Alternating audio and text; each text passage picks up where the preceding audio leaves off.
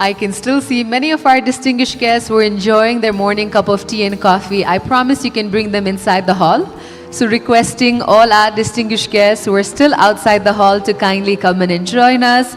We would like to start our event on time, especially because this hall is filled with educators, change makers and leaders shaping, quite literally, the future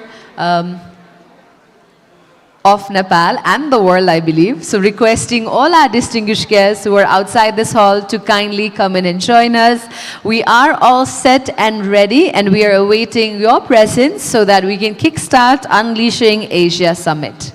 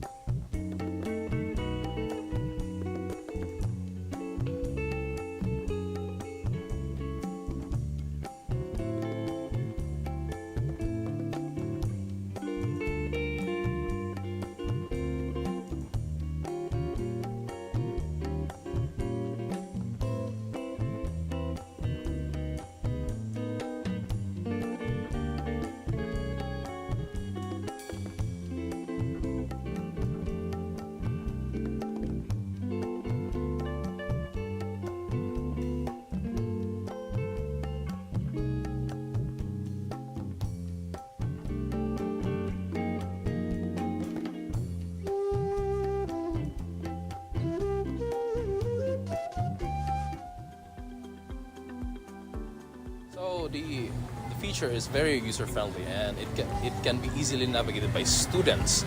As I started using the platform, I found it user-friendly, and also the features are well organized. And the interface made the navigating through the content smooth, and the comprehensive features helped me focus on my tasks without feeling overwhelmed. As our students began navigating the platform, their feedback was indeed positive, as they highlighted its user-friendly design and ease of navigation after a brief adjustment period. So the course offerings are diverse and relevant to my interests and needs, and I also like that they tailored current demands, which also motivates me to engage more.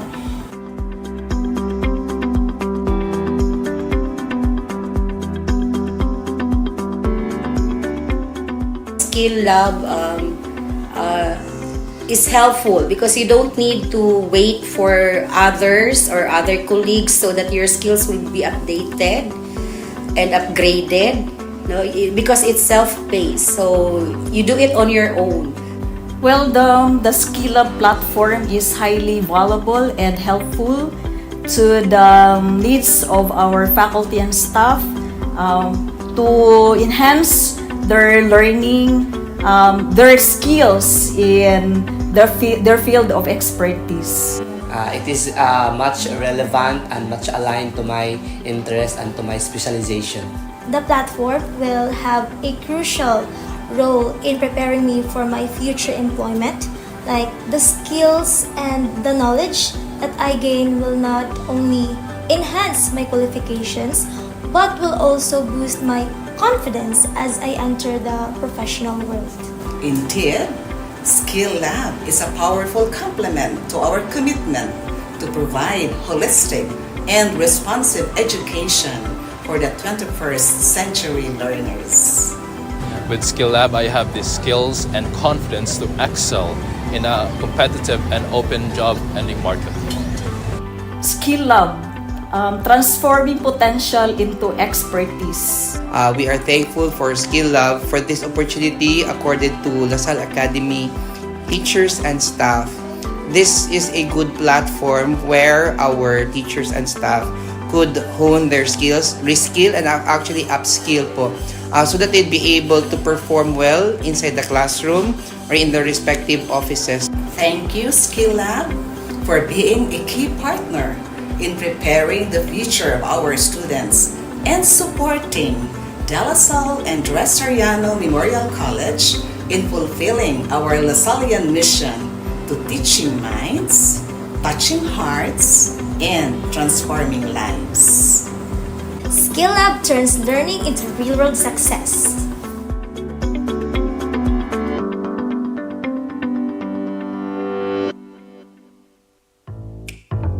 Students often face skill gaps, leaving them frustrated while applying for a job and often not hearing back. Since 2015, the skills needed for jobs have changed by about 25%. By 2028, 44% of workers will need upskilling, meaning your CV will be replaced by LinkedIn. How many students know this change of trend and upskilling for it?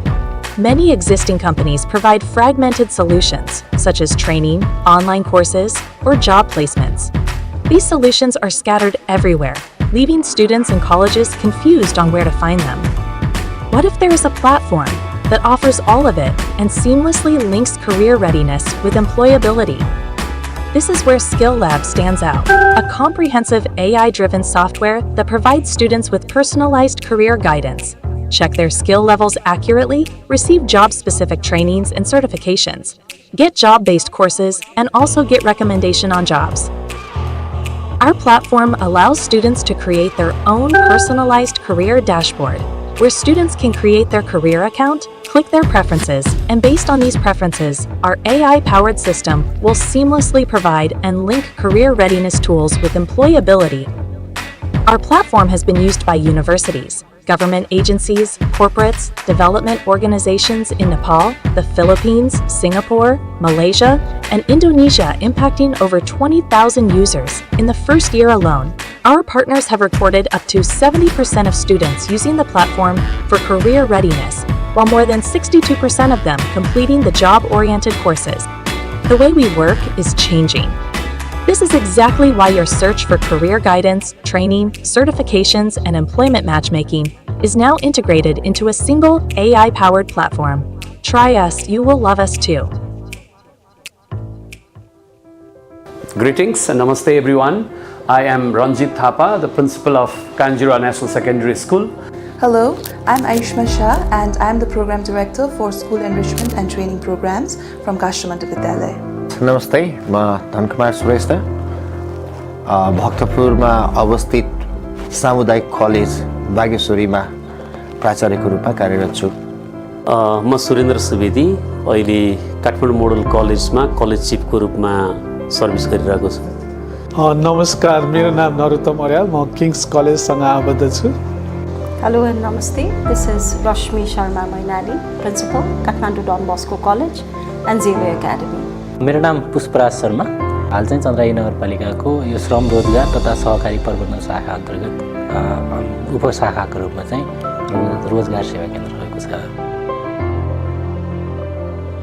The gap is everyone's responsibility. On the industry side, tangibly, it manifests in terms of turnover, performance issues, and also it takes longer time to train individuals.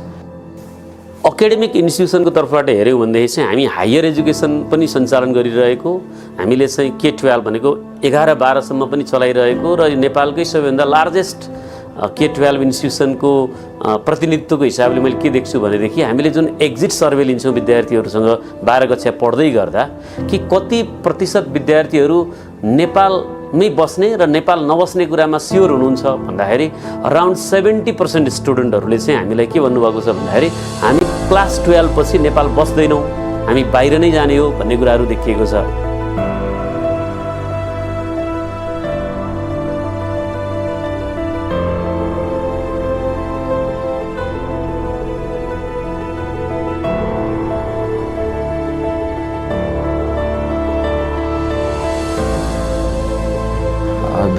थोरै अहिलेको पछिल्लो समयमा higher education इन्स्टिट्युसन्सहरूले provide गरिरहेको जुन academic कोर्सेसहरू छ, अफरिङ्सहरू भनौँ, र यतापट्टि आएर जब मार्केटको डिमान्ड छ, त्यो बिचमा केही चिज चाहिँ मैले ग्याप देखेको छु।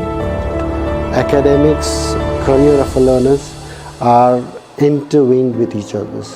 But have we or are the institutions around Nepal actually planning and working on that is a question we also think about. What I personally believe is that there has to be a proper link with the academics and the future career of our students. When we look into the gap between academic institutions and industry, we'll have to see from few perspectives. Number one, our curriculum is not aligned with industry need, and our students are not getting ample career guidance at early stages. And this has created huge pressure on academic institutions to upgrade the curriculum so that the need of the industries can be addressed. In the same way, companies are also struggling to get right manpower, and they are forced to make huge investment on trainings and upgrading and preparing our academic graduates for the industries. What we'll have to agree to the fact is that the Nepalese curriculum is outdated. We need to work quite a lot on it, probably focus quite a lot on critical thinking, problem solving, digital literacy, skill development. These are some of the areas that have been left unemphasized.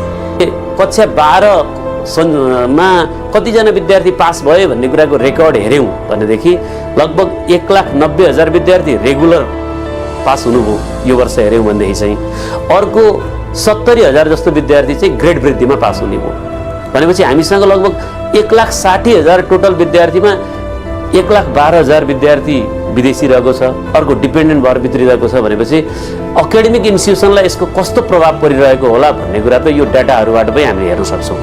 Education इन्स्टिट्युसनले जब मार्केटलाई regard नगरिकन उसको रिक्वायरमेन्टलाई fulfil हुने खालका कोर्सेसहरु offer गरिरहेको पाइँदैन। धेरै हदसम्म theoretical कोर्सेसहरु अहिले अफर गरिरहेको देख्छु। ट्रेडिसनल मेथडलाई विशेष गरी फोकस गरेको स्टुडेन्ट्सहरुको स्किल बुस्टिङ तर्फ त्यति ध्यान नदिएको, उनीहरुलाई प्र्याक्टिकल स्किलहरु कसरी गेन गर्न सकिन्छ भन्ने खालका कोर्सेसहरु अफर नगरेको, धेरै हदसम्म क्लासरुममा मात्रै लिमिट गरेर अध्यापन गराउने प्रक्रिया भएको कारणले गर्दाखेरि होला जब मार्केटले खोजेको खालको म्यान पावर र स्किल डेभलप हुन नसकेको। I think there's a big skill gap between.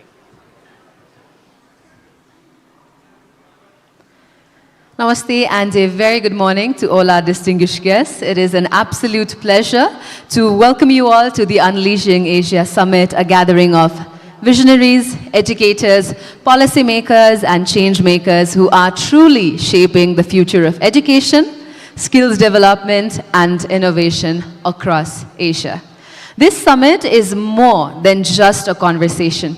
It is a catalyst for transformation. And today we bring together some of the brightest minds from academia, industry, and government. Each of you playing a vital role in redefining higher education and workforce readiness for the next generation. Throughout the day, we will also be diving into thought-provoking discussions, hear from inspiring speakers, and explore some groundbreaking ideas that have the power to reshape how we learn, how we teach, and how we prepare for the future. Ladies and gentlemen, for the opening remarks, may I please invite onto the stage Mr. Nandakishore Mandal, founder, director of Skill Lab Asia. Please join me in welcoming him with a thundering round of applause.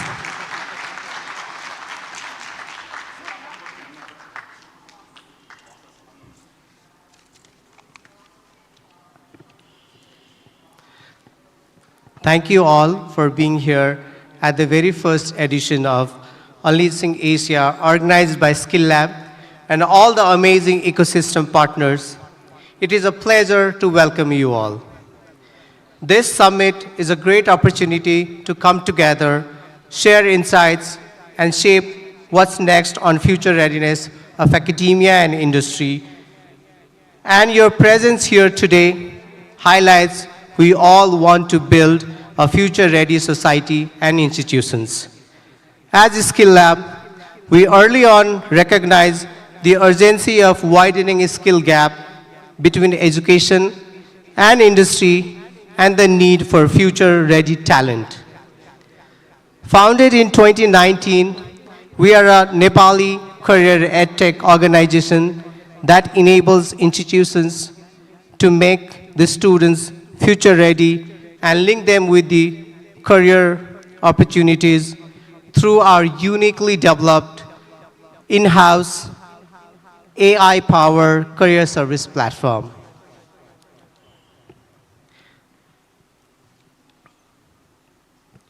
Through our services, we empower all stakeholders in the ecosystem to strengthen the future readiness of academia and industry. With our foundation in Nepal, we're extremely proud to say that since last year, we are active in the Philippines and expanding into Malaysia and Indonesia, and also registered company in Singapore. I want to convey a very special thank to you, Mr. Rikan Maharzan of RB Diamond and Mr. Lakshman Basnet from SecurityPal, who has been highly supportive and instrumental in making Skill Lab and this summit a reality from day one, which culminated almost 7 months ago. Also, I want to express my heartfelt appreciation to all our esteemed speakers who will contribute their valuable expertise and perspectives throughout the event today. Adding to this excitement, we are also thrilled to launch the very first edition of Education Magazine Aspire right here at this summit. We have a great program lined up for you, but I want to emphasize that the purpose of this summit is to bring you all together and have the opportunity to network, exchange experiences and ideas, and return energized to take action. Wishing you all a fantastic summit. And now I would like to hand it to Sadiksha ji. Thank you.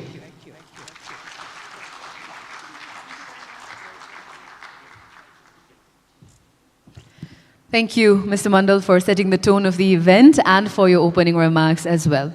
Ladies and gentlemen, I would now like to invite onto the stage a prolific author with 25 plus books and 40 plus research papers published globally, somebody who's been recognized with prestigious awards including the Nepal Vidya Bhushan Padak National Award, a dedicated academic, researcher and consultant. Please put your hands together for Dr. Tara Prasad Upadhyaya.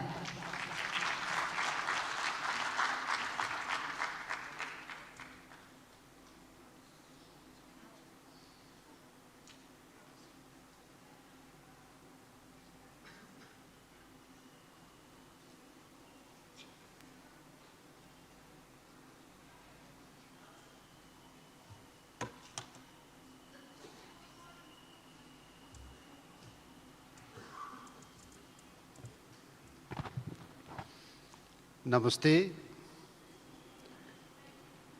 and very good morning to everybody over here.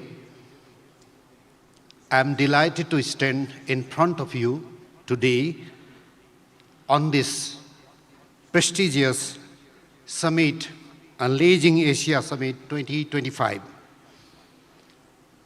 skill lab, the network across the globe, dignitaries over here from the different 8 countries, industrialists, academia, other NGOs, INGOs, supporting hands, PALs, and the government agencies. The topic which has been assigned to me is the Leading with Purpose, Academia's Role, Shaping Tomorrow's Workforce. A little bit of tougher one. Within 10 minutes, I have to complete my session. So I'd like to just show you.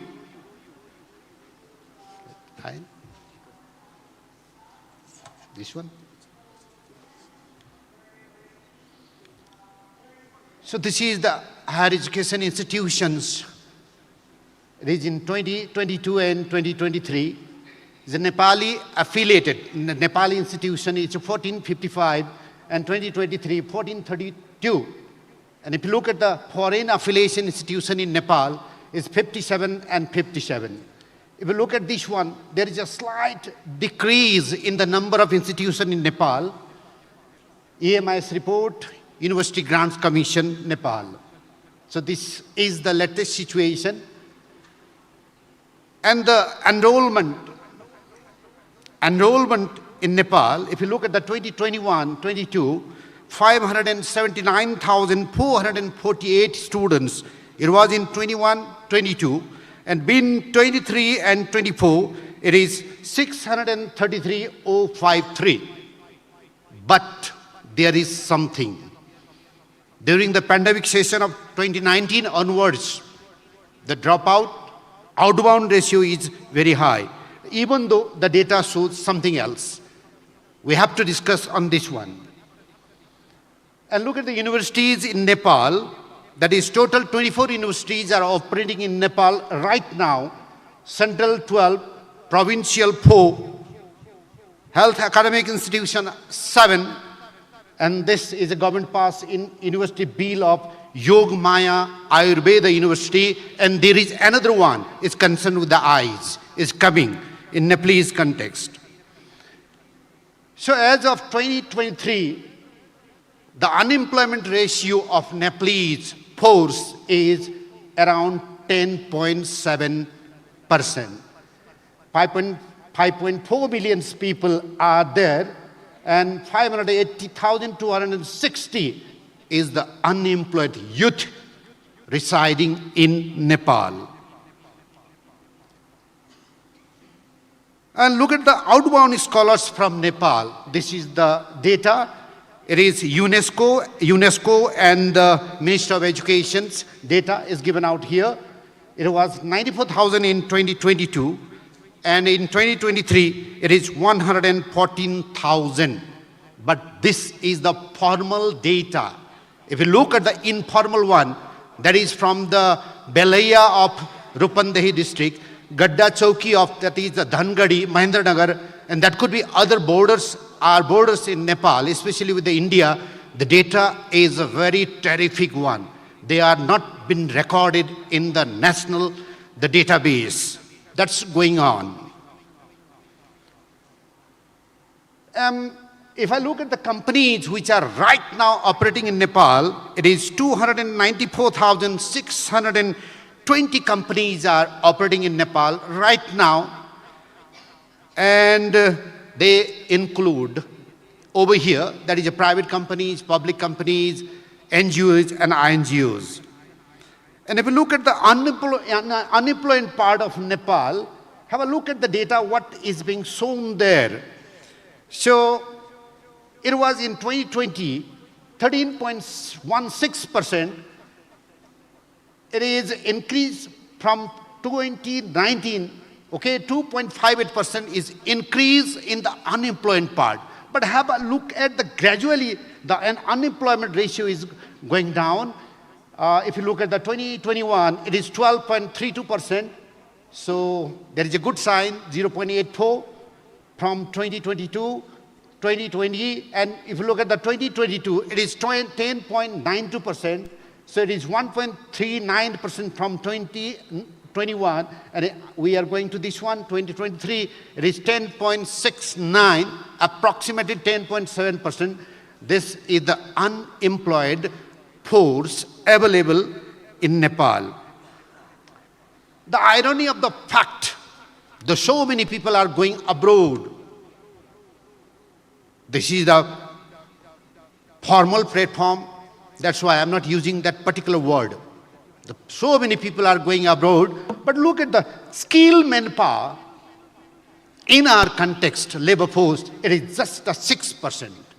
6% is the skilled labor force, and 59% is, look at the semi-skilled labor force, unskilled labor force, and semi-skilled labor force is 35%. So we people as an academia running the universities and institutions, developing, promoting, and just giving them the certificate of unemployment without the skill. This is the gap, especially in Nepalese context. So,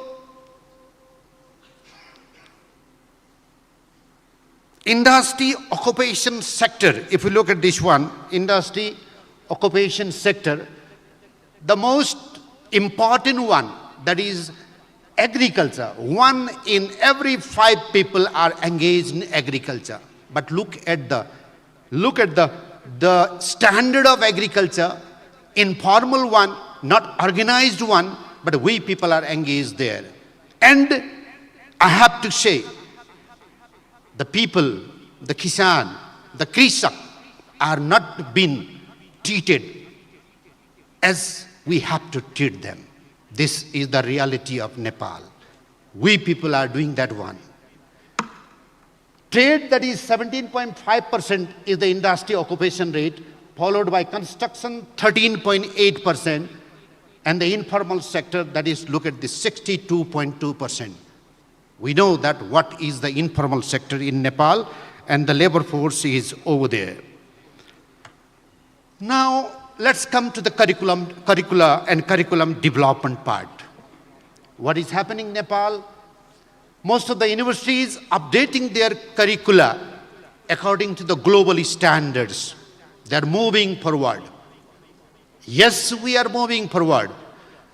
And the curricula is being equipped with the internship, project work, and some other issues are being involved. They are being amended, appended, they are being included in the curricula by the different universities. Now, actually the universities and the academic institutions are doing this one for the development and enhancement of the skill of the manpower, that is the workforce they are developing. But where is the gap? The gap is that the most important fact, we are doing, but after some years later. We are not able to parallelly move how the other world is moving forward and what we are doing. So this is the gap. Curricula lag behind the current global standards, and we people are, as an academician, leader of the academic institution, we don't have that autonomy to revise the curriculum, to change that one. There's a very lethargic, a kind of rat tapism is there, and it is concerned with the university personalities, the dignitaries. You can't revise the syllabus. Okay? Whatever the syllabus is being given to you, you have to follow that one. We have a history of 13 and 24 years of no revision of some curriculum, but still we are running. This is the situation, and this is the gap for this one. But the important aspect, University Grants Commission of Nepal is intervening nowadays for skill-based program. And recently there is a terminology, LMDP program, labor market driven program. They are promoting nowadays. So in my concern, it is my personal opinion, okay, that could be different from your side also, who could bridge this gap? It's just, debating issues. I'm just requesting you to put on some comment over here. That could be career service centers. There could be a helping hand to enhance, to bridge this gap of unskilled academic, students who are coming from our institution. Such type of institution could join us, and we could have some sort of a kind of help from this institution. Career service centers, they can provide some skill-based training and some technological-based training, and some other issues our students can avail from such type of companies. Such type of company can help us. That's why a kind of that gap which is persisting now, availing now, that is available in our industry, academia, that could be a kind of helping hand for tomorrow's. So, industry academia gap is another issue. Okay, curriculum and the gap, it is industry academia gap. The main part is non-alignment. Okay, so we are moving on our ways. Well, we are moving on our ways, but skill knowledge taught in the education institution is not aligned with the demands of the employer. The most important fact. Nowadays, we are developing the curriculum and we are just revising the syllabus. There should be a strong provision in the Education Act. The irony of the fact is we are still reeling on 2028 Bikram Savad Shiksha Ain, but the 2076 Shiksha Ain, the education bill is only somewhere else, is going on. So if we are not able to include during the formulation of the curriculum, the industrialists, that side, if we are not able to involve them, then how could be this curriculum would be an important one. There would always a gap. So this is our industry academia gap.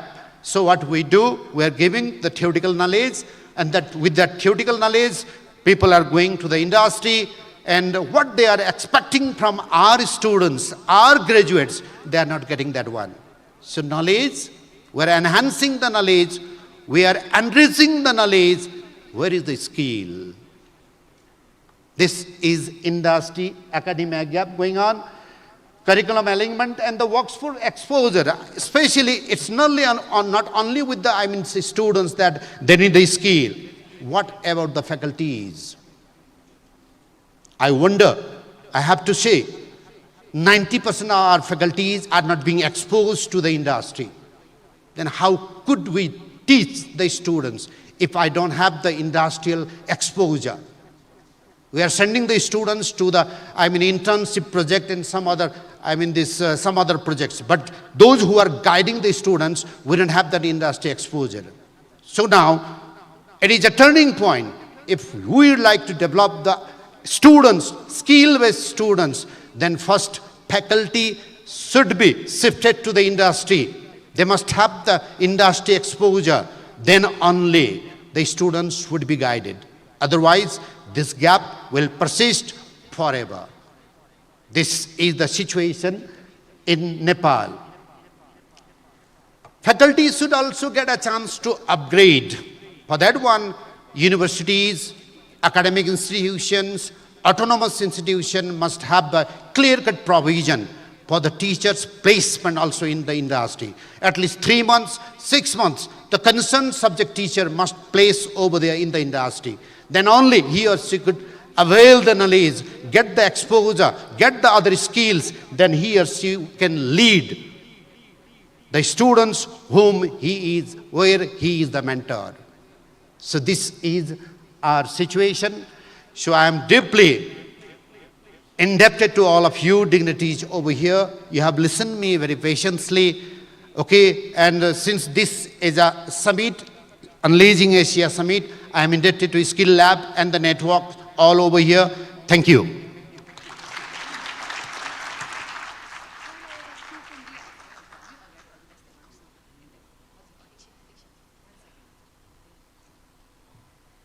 We'd like to thank Dr. Upadhyay for sharing the detailed presentation on the industry academia gap and the way forward.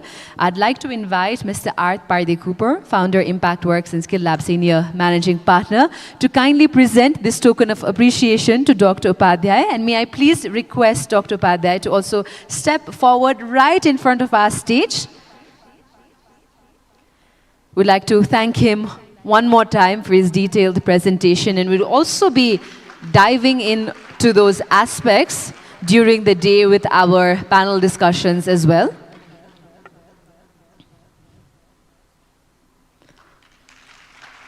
Our gratitude towards Dr. Tara Prasad Upadhyay for his presentation. Ladies and gentlemen, I'd now like to invite an IT entrepreneur who is renowned for founding WorldLink, the country's largest internet service provider, at the young age of 22 in 1995. Under his visionary leadership, WorldLink has evolved into one of Nepal's leading IT service companies, employing over 3,500 people nationwide and offering a wide array of services. Ladies and gentlemen, please put your hands together and welcome Mr. Dilip Agrawal, founder, chairperson, managing director at WorldLink Communications.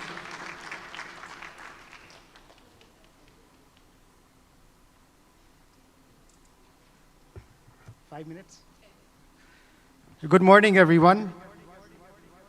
So, education and industry are not aligned. I've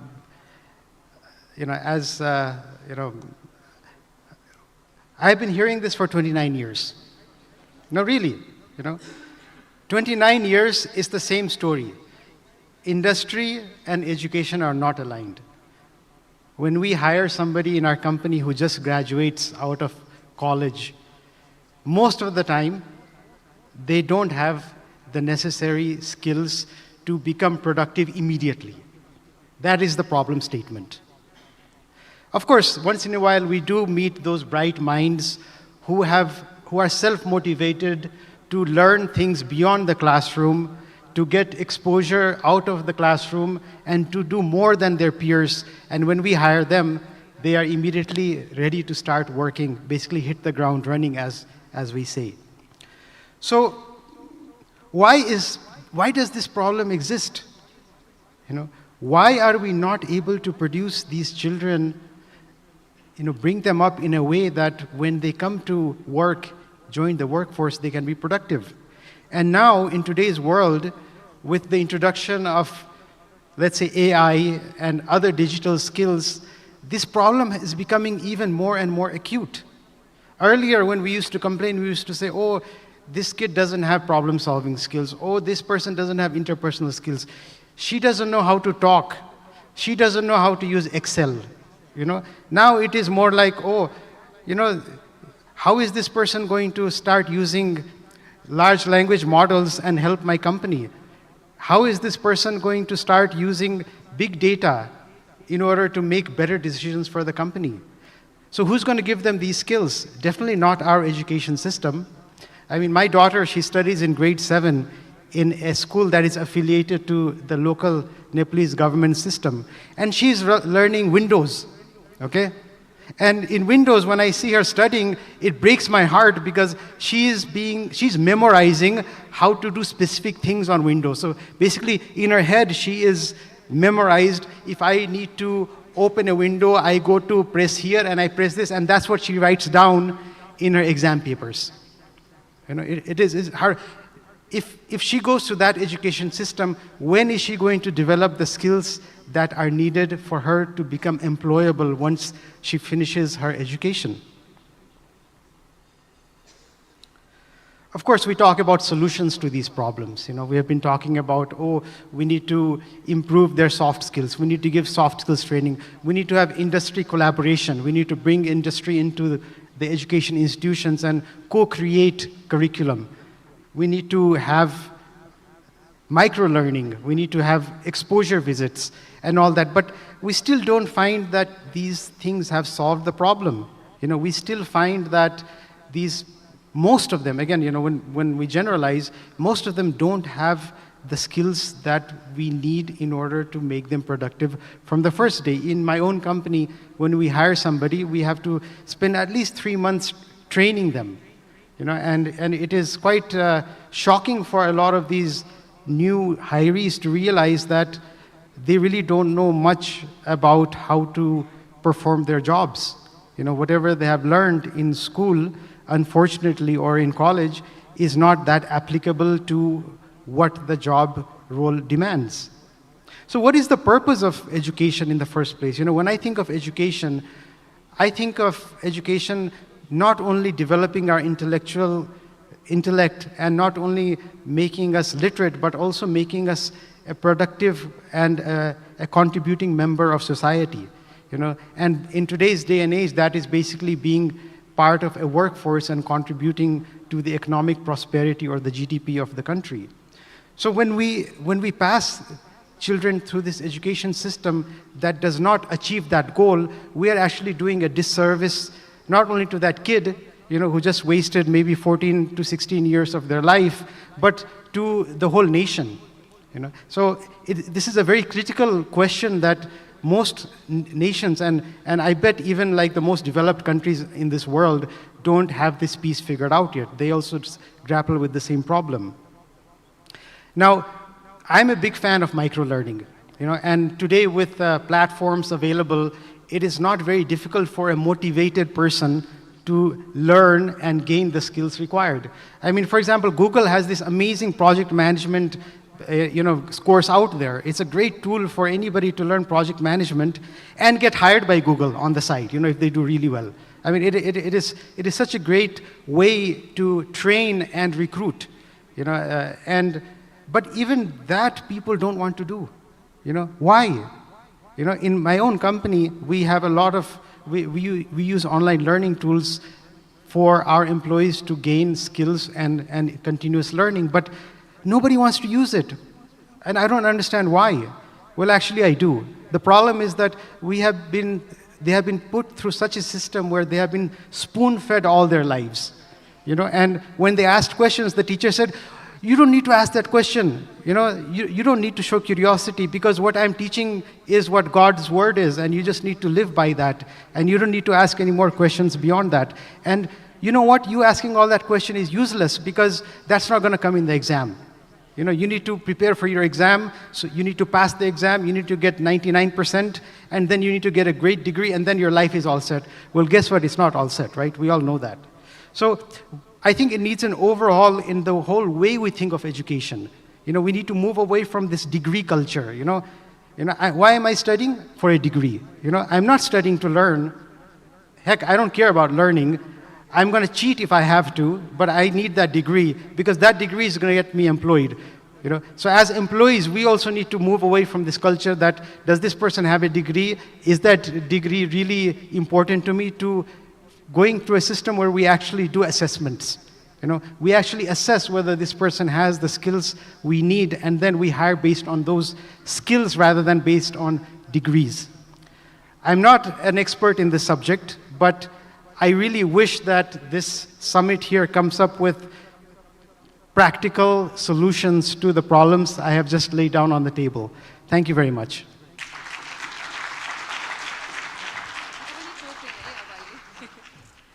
We'd like to thank Mr. Agrawal for his remarks, and now I'd also one more time like to request Mr. Art Parde Cooper to kindly present this token of appreciation to Mr. Agrawal. And we definitely hope that we don't continue to hear this for 29 more years, and that we somehow most definitely manage to bridge this gap and manage to find and produce people who fit right into the industry.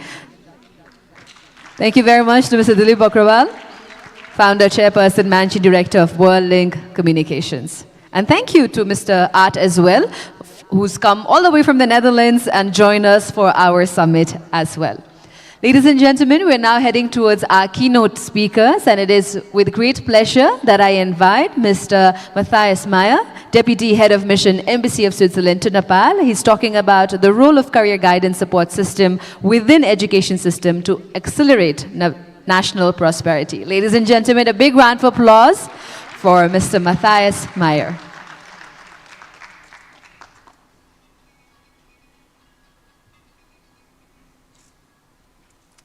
Thank you and good morning.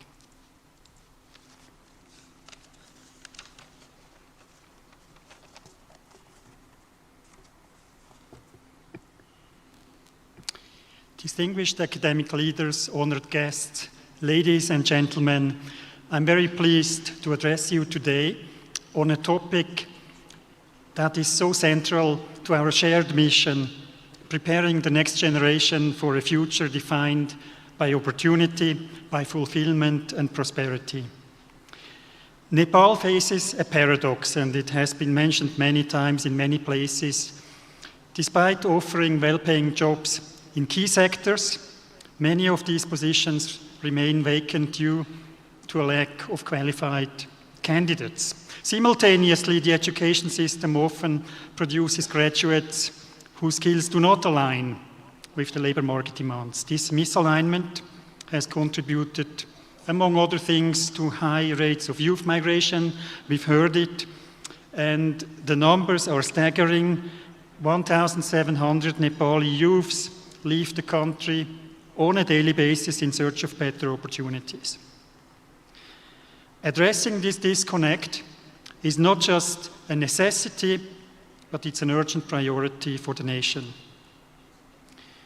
Career services can be a bridge between education and employment. Of course, there are other topics we need to talk about, but I think the career services, they can empower students to unlock their potential.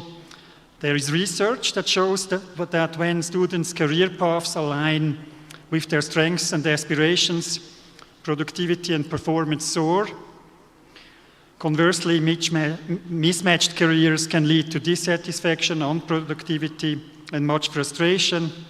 But there are also real-life examples. Let's take the example of Steve Jobs, who left the formal education to explore his passion for technology and design. His decision ultimately led to the creation of one of the world's most iconic companies, demonstrating how aligning careers with strengths can lead to extraordinary outcomes. In today's evolving job market, the value of educational certification alone is diminishing. IT giants like Google, IBM, and so forth, they are increasingly hiring, as we have just heard also in Nepal, based on skills and on practical experience rather than academic qualifications alone. This shift underscores the importance of equipping students with relevant market-aligned skills through comprehensive, among other things, career guidance. Here in Nepal, we see how effective career guidance can reduce dropouts by providing students with clear pathways to achieve goals. When students see a direct connection between their education and future careers, they remain more engaged and motivated. My organization, the Swiss Agency for Development and Cooperation, is engaged in Nepal through a project called Ensure that plays a role in institutionalizing on a broad basis career guidance. Provincial career guidance centers support local governments in organizing career guidance sessions in community schools. These centers provide teacher training to deliver career counseling and gather crucial data on labor market needs and educational pathways. This ensures that students receive guidance grounded in real-world opportunities. It's already hard enough for a teenager to know where to go next, so this type of support is very crucial. The Ensure project also supports school-to-work transition initiatives, where local entrepreneurs visit schools to discuss and explain firsthand local job opportunities, share success stories, inspire students. Additionally, students can gain exposure to different vocations through extracurricular activities and observership opportunities in local industries. Such efforts that bring schools and real-life workplaces closer together, they help prepare students for the world of work while fostering connections between the schools and the communities. To fully integrate career services within the education system, ladies and gentlemen, allow me to outline some actionable steps. Firstly, such career guidance has to be institutionalized. Career guidance services must be embedded within educational frameworks at all levels in Nepal, including federal oversight to ensure consistent and sustainable delivery and financing. Secondly, enhancing collaboration. We need to foster even more partnerships with industries, and I think this summit today is an excellent example of this, with TVET institutions and local governments to provide students with exposure to real-world opportunities through career fairs, mentorship programs, apprenticeships, and workplace visits. Third, teacher training and capacity building. Teachers are the most important persons for the students. We need to train educators to serve as career counselors who can identify students' aspirations, guide them effectively, and inspire confidence in their choices. Fourth, leveraging technology. We need to expand access to digital career platforms that provide students with the tools for self-assessment, to guide them to gain labor market insights and take advantage of virtual mentoring opportunities. The Swiss Embassy that I represent remains committed to supporting Nepal's education reforms and the efforts to strengthen further the career guidance services. By working together, we can prepare Nepal's youth not just for employment, but also for meaningful careers that drive individual fulfillment and the nation's progress. In closing, ladies and gentlemen, let me emphasize that aligning education with the demands of the labor market and the aspirations of our youth is not just an educational imperative, it's a societal one, an economic one, and together we can ensure that every student finds their place in society, contributing to their community and country in meaningful ways. Thank you very much.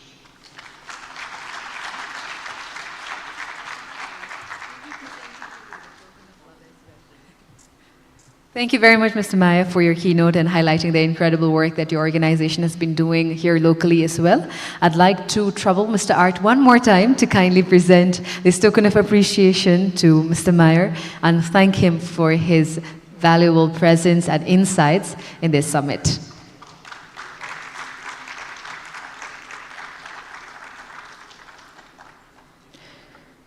Thank you very much. Now, ladies and gentlemen, highlighting the innovating at the intersection of academia and industry ecosystem, I'd like to invite the Vice President of Global Operations at Security BAL, Mr. Lakshman Basneth.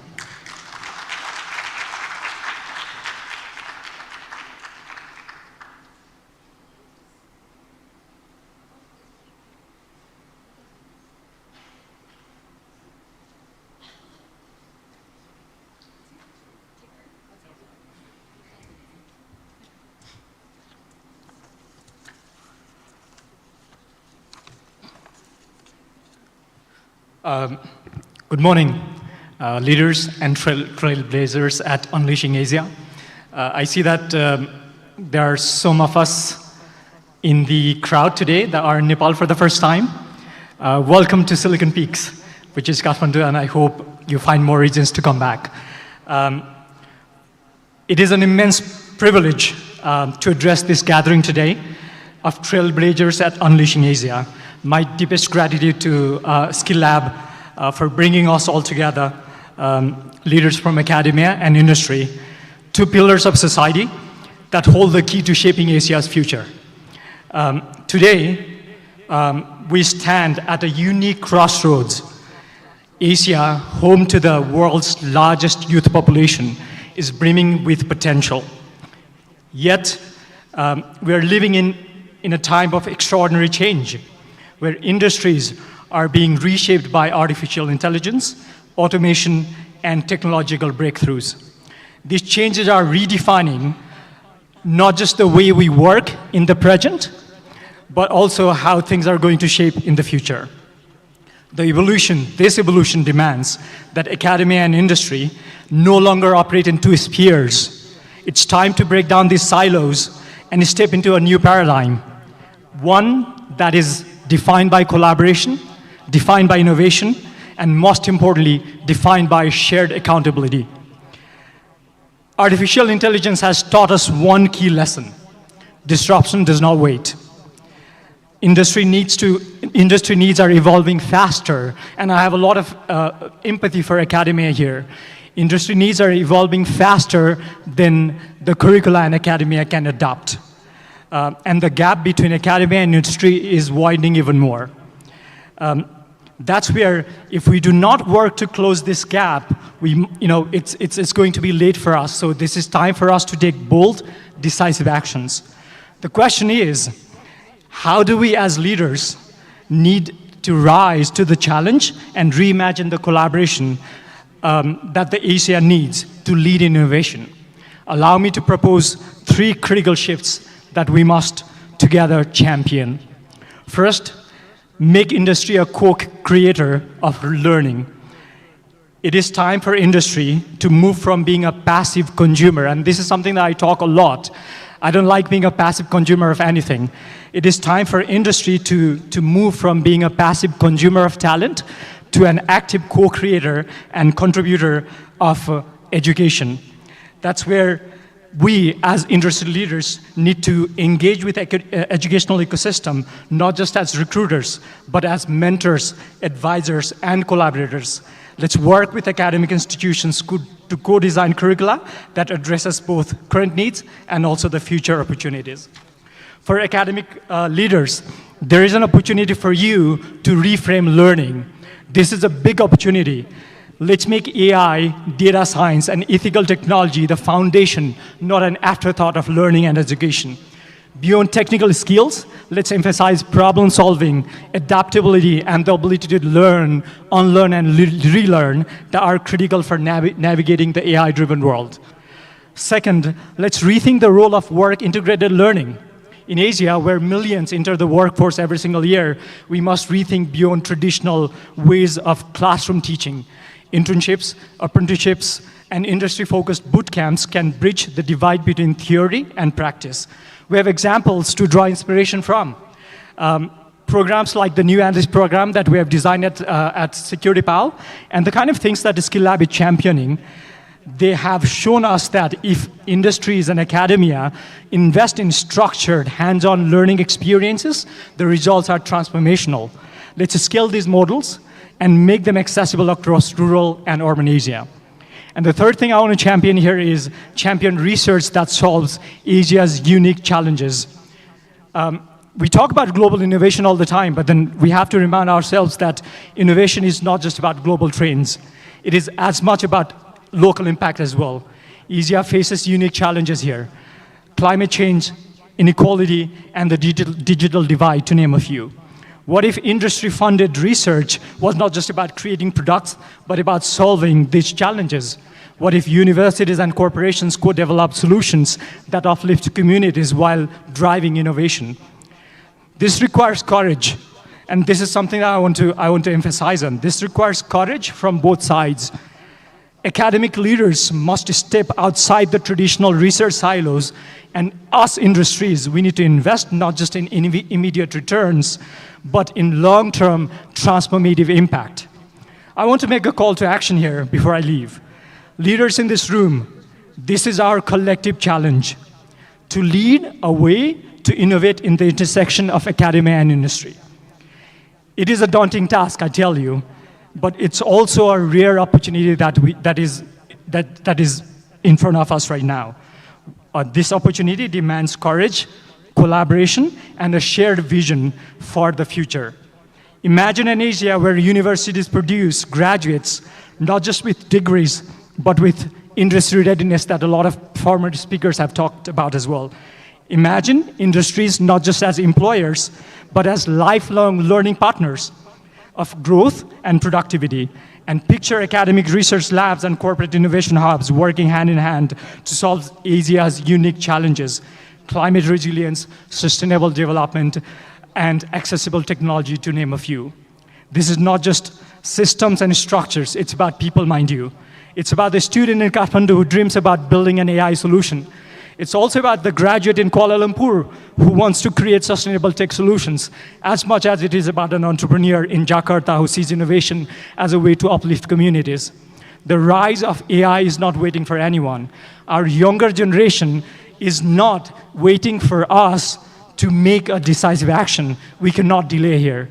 The intersection of academia and industry is not a destination. It's a journey that we must make together. Today, at Unleashing Asia, we are sowing the seeds for the future of this journey. Let's ensure that when we walk out these doors today, we do this with a resolve to bridge the gap, to innovate at the intersection, and to unleash Asia's full potential at this AI-driven world. The time, ladies and gentlemen, to act is now, and let's make the first steps together. Thank you.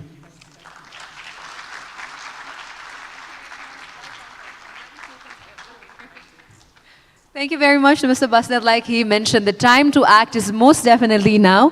I'd like to invite Ms. Balisha Thuladar to kindly join us in front of the stage to kindly present this token of appreciation to Mr. Lakshman Basnet, Vice President of Global Operations at Security PAL. Request both of them to kindly join us right in front of our stage.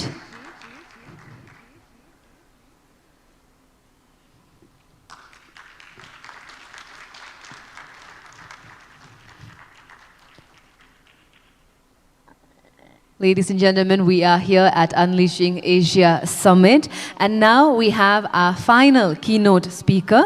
I'd like to invite Mr. John B. Park, former head of product management at Google.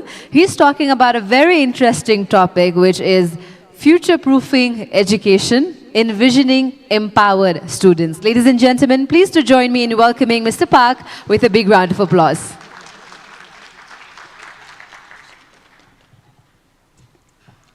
All right. All right. You know, it's interesting. They've got a very interesting strategy, by the way. If you haven't noticed, they pan to the audience every once in a while to make sure you're actually listening. So, in case you're falling asleep, be careful of the camera. All right, look, you know, I don't know that I am qualified to actually speak on this topic, but this was the topic that was assigned to me. I did add the bottom portion, which is envisioning empowered students in the age of AI. All right. So let's talk about. I like to keep my slides very simple. Here's my agenda. Right. We'll talk about the what. We'll talk about the why. We'll talk about the how. I'm learning Nepali, so we'll talk about the ke, kina, and then I don't know about how. I don't know. That is anyway. All right, so let's talk about foundational landscape. We've heard this before, right? This new technology that's going to totally change the world, right? 8 years ago, blockchain was going to completely change everything. It was going to change the way we transact with one another. It was going to change our whole identity system. It was going to dramatically change everything. And then it kind of went away. Some people are kind of saying, hey, is AI the new blockchain? I don't think so, right? If you've seen, yes, we've been talking about, by the way, we've been talking about AI for 20, 30 years, right? AI is not some new thing. But what's happened in the last 3 years, especially with LLMs coming on board, one could argue that if you look at the technology adoption curve, AI has crossed the chasm between sort of the early innovators and the early majority, right? The Geoffrey Moore chasm, where he talks about the early adopters and the early majority. Now, the way I gauge whether a technology is actually going to take off or not is my wife, right? She's not the most technical, I'm sorry, Maria, but she's not the most technologically advanced person. But even she's using AI on a day-to-day basis. And in fact, just the other day, she said to me, honey, should I actually download DeepSeek? And I'm like, are you serious?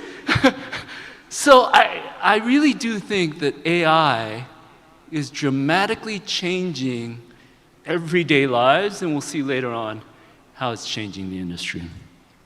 Secondly, when we talk about student empowerment and empowered students, I think we have to talk about this concept of student agency, right? So student agency is the ability of students to be an active participant in their learning and to make choices that affect their learning. In other words, it's about students taking charge of their own learning rather than being directed, right? And so if you think about student agency, it's a spectrum, right? It's a spectrum. On one end of the spectrum, there's the compliance spectrum, right? Where it's all about standardized tests. It's all about you have to be at school because you have to be at school and you have to learn. For a long time, we've been talking about engagement, right? We want students that are engaged. We want students that are learning because they want to learn and not because they have to learn. But if you take that a step further, from engagement to empowerment, it's where a student is not a participant, but actually an active driver of their own learning. In other words, there's a concept of ownership when you move from engagement to empowerment. Huh? I love what George Couros said. He said, engagement is about what you can do for your students. Being an educator, being a teacher, it's about what you can do for your students.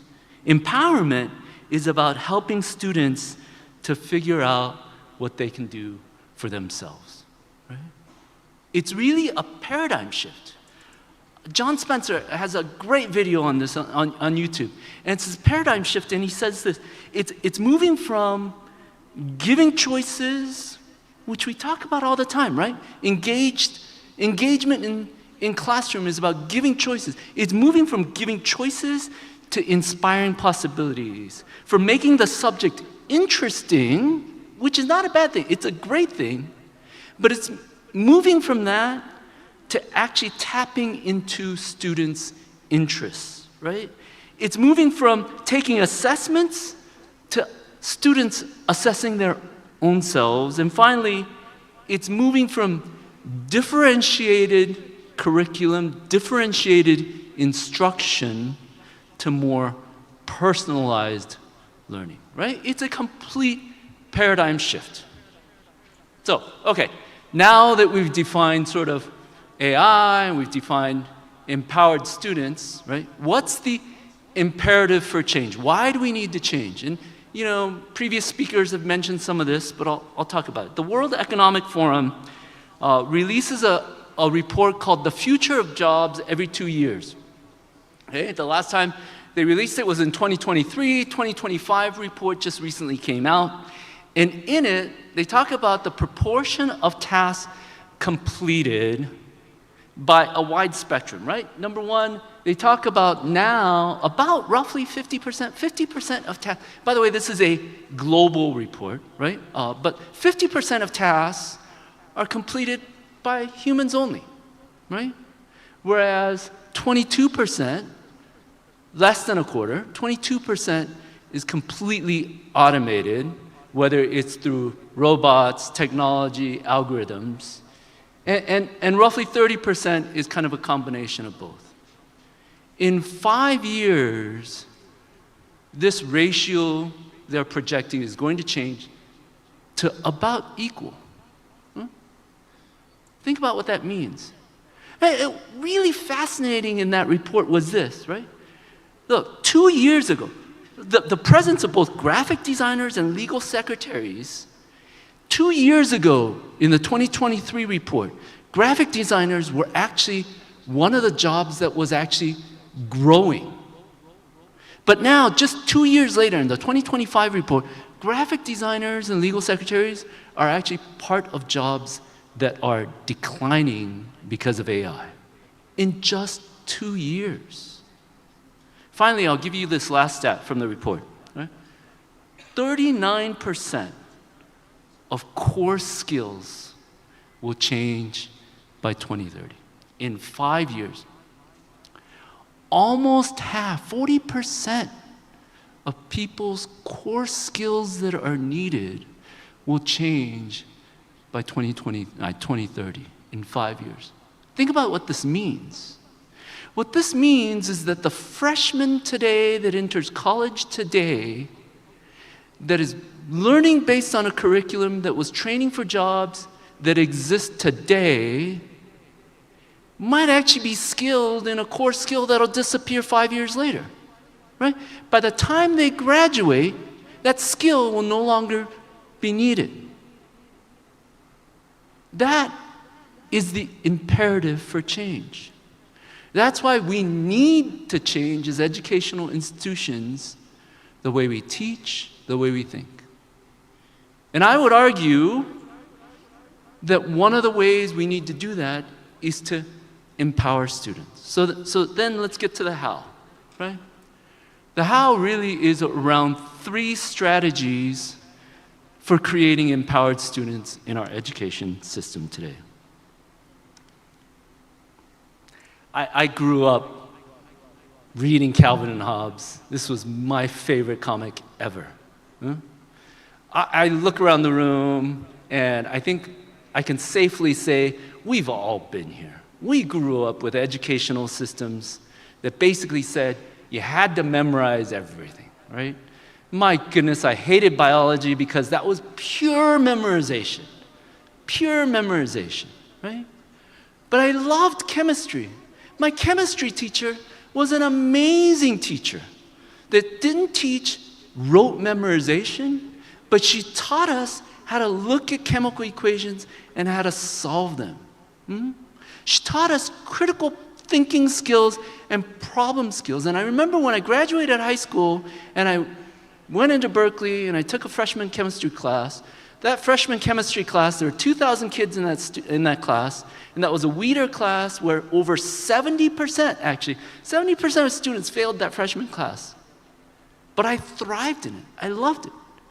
I did so well compared to my colleagues, not because of everything I memorized, but because of the way she taught us how to look at classes.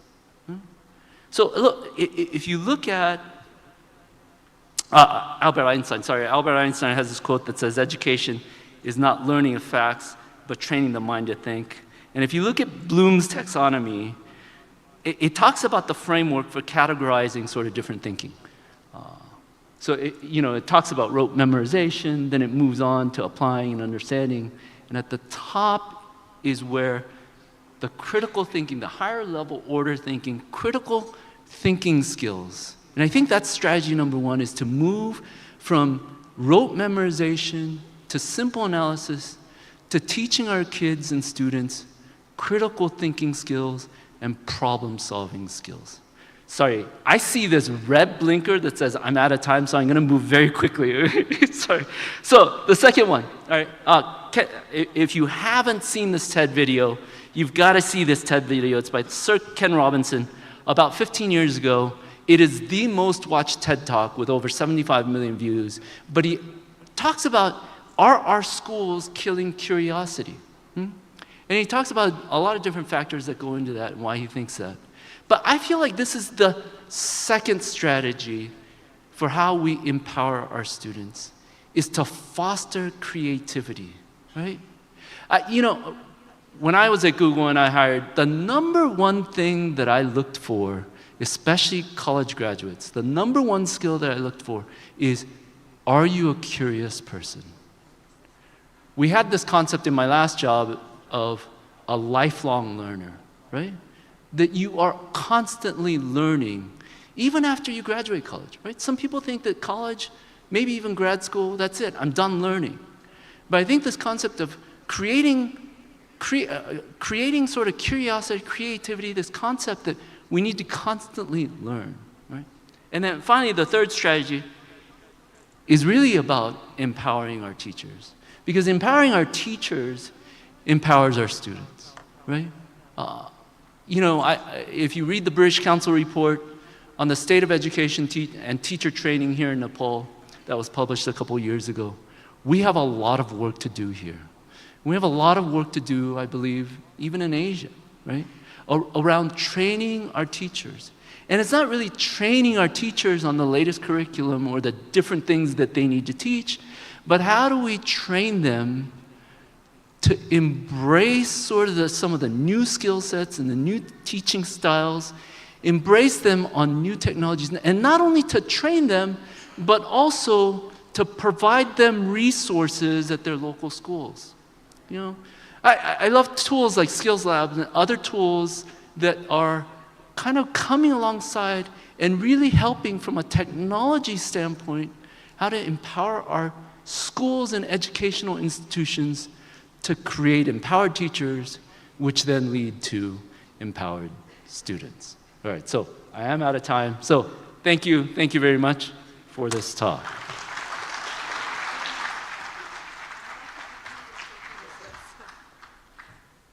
Thank you very much, Mr. Pak, for your keynote presentation. May I please one more time request Ms. Ladar to kindly join us onto the stage, the Business Development Manager at ACCA Nepal. I would like to request Mr. Ladar to kindly present this token of appreciation to Mr. John B. Pak, former Head, Product Management, Google.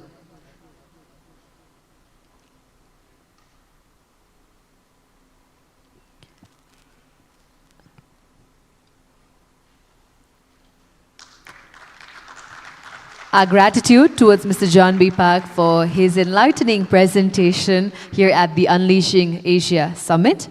Ladies and gentlemen, distinguished guests, esteemed educators, thought leaders, and change makers who have so wonderfully filled this room, this is a moment of celebration. Education is evolving, and so is the need for dialogue, for collaboration, and innovation. Today at the Unleashing Asia Summit, we proudly unveil a new voice in education, Aspire, a magazine that brings together the best ideas, practices, and innovations shaping the future of learning in Nepal and beyond. Aspire is more than just a publication. It is an ecosystem builder, a bridge between educators and industry leaders, a guide for policymakers, and a source of inspiration for every stakeholder in the education landscape. To mark this special occasion, may I please invite Ms. Rashmi Sharma Mainali onto the stage, Principal of Kathmandu Don Bosco College and Xavier Academy. Joining her, I'd like to invite Mr. Niladri Shekhar Paryal, school management consultant, former school principal, and a published columnist, to officially launch the inaugural issue of Aspire.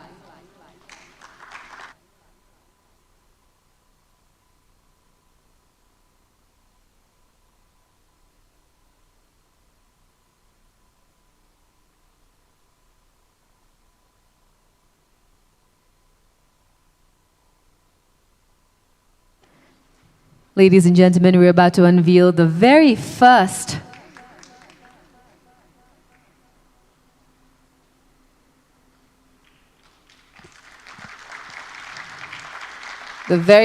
issue of Aspire. Ladies and gentlemen, this is the inaugural issue of Aspire, and we hope definitely to aspire and inspire many people through this publication.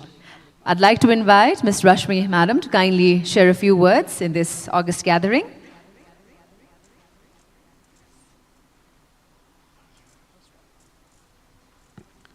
Thank you, Sadiksha. Good morning, everyone, distinguished guests from within the country and abroad. Welcome to this wonderful program. It is an honor to stand before you today as we launch Aspire, a magazine that embodies the spirit of transformation in education. Why Aspire? Because we believe education is not static, it evolves, it innovates, and it demands fresh perspective. Aspire is a response to that demand.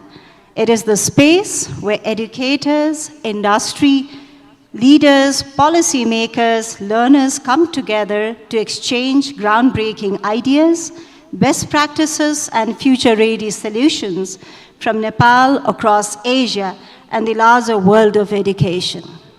This magazine will serve as a connector, bridging the gaps between traditional wisdom and modern innovation, between policy and practice, between aspirations and real-world impact. At its heart, Aspire is about building an ecosystem, one where Nepal's education sector thrives through collaboration, inspiration, and shared learning. From socio-emotional well-being to leadership in education, from cutting-edge pedagogy to career guidance, Aspire will spark conversations that matter. It is an honor to introduce the inaugural launch version of the platform to all of you today. It will grow and refine with time. With this, I officially unveil Aspire, a magazine dedicated to shaping the future of education in Nepal. Let's aspire for a future where learning is limitless, impactful, and truly global. Thank you, everyone.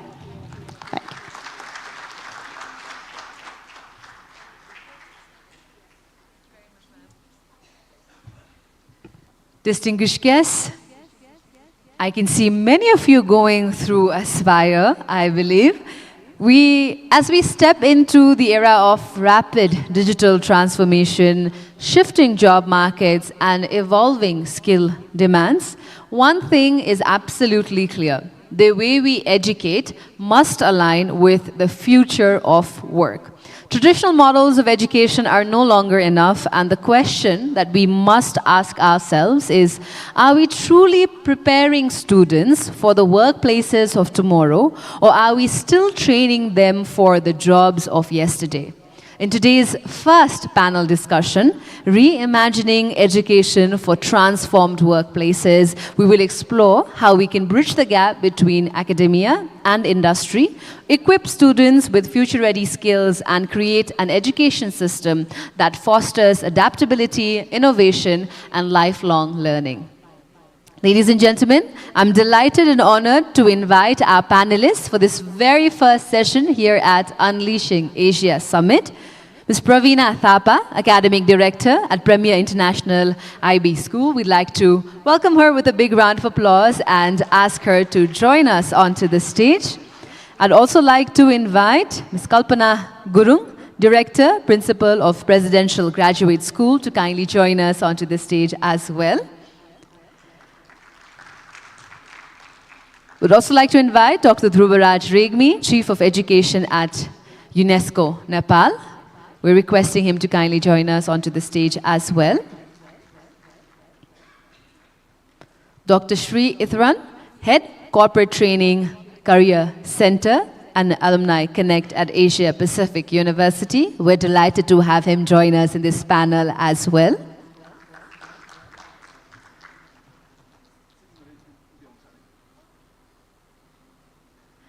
We have a seating arrangement. We haven't mentioned the cards, but we would like and request our distinguished guests to sit according to their photo that we have at the background as well. I think that'll help all our guests who are inside this room to also then know a little bit more about them as well. To bring this panel together, I would now like to invite our moderator to kindly join us onto the stage, Ms. Reshu Arial Dungana, former education advisor to Kathmandu Metropolitan City, founder of Habeli Outdoor Learning Center. Ladies and gentlemen, I hope you energize our moderator and panel with a big, big round of applause, because they are trying to reimagine education for transformed workplaces. And without any further delay, may I please request our moderator to take over.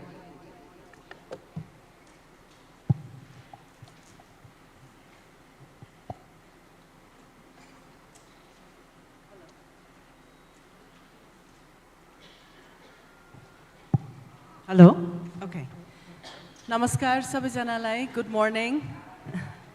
I'm a little bit overwhelmed in this large August gathering of educators readying our community for the future.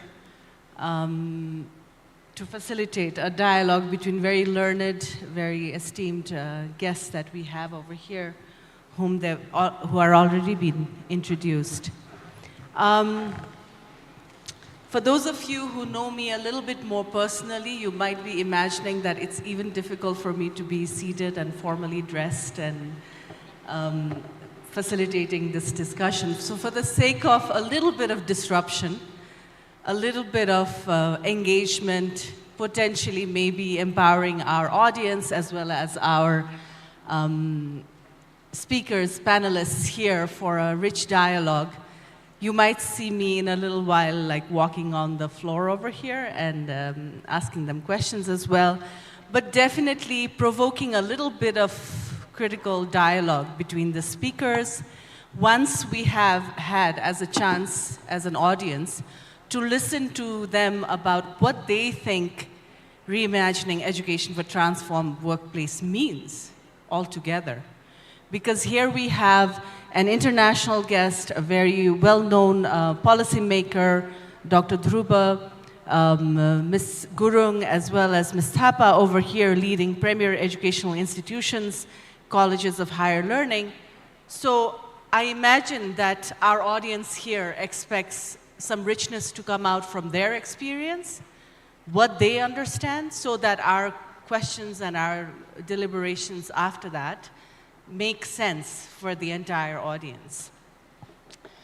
So without further ado, am I expected to ask questions in a particular order? Okay.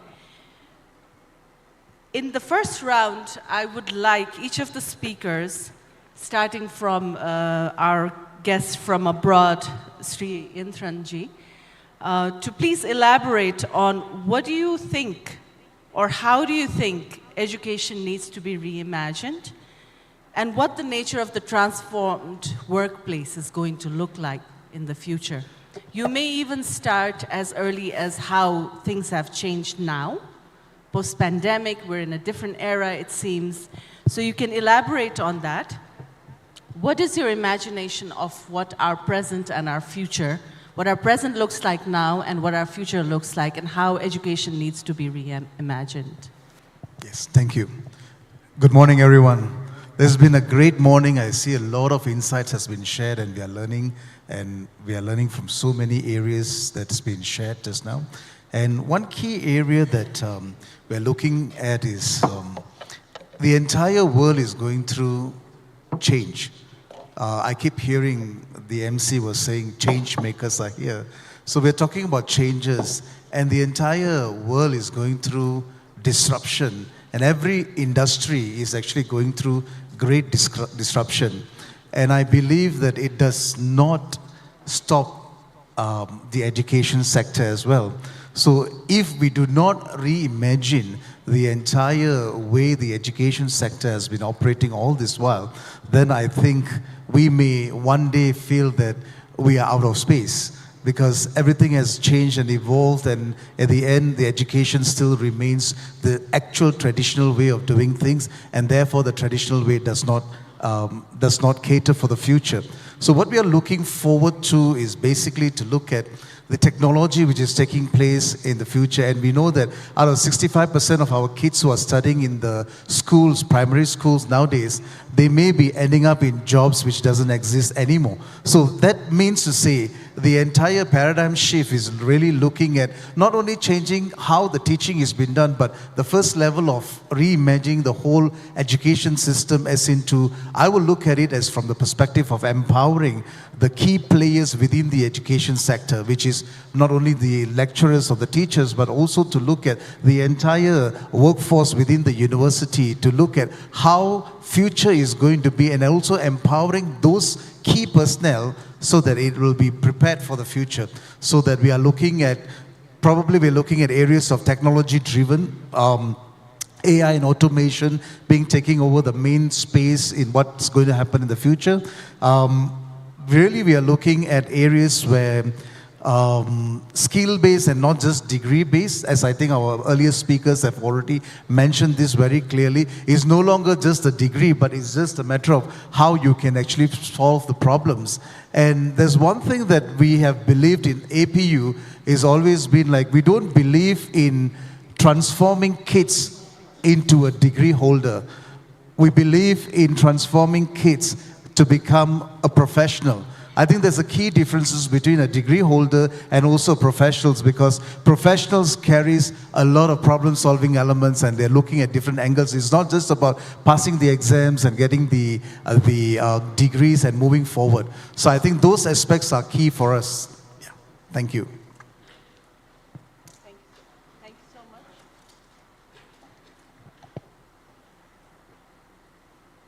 Hello. Hello.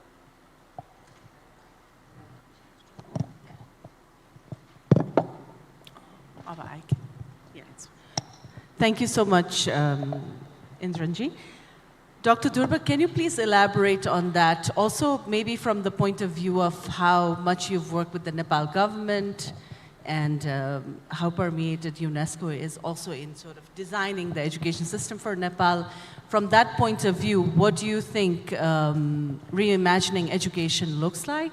And what do you think future of workplace will look like?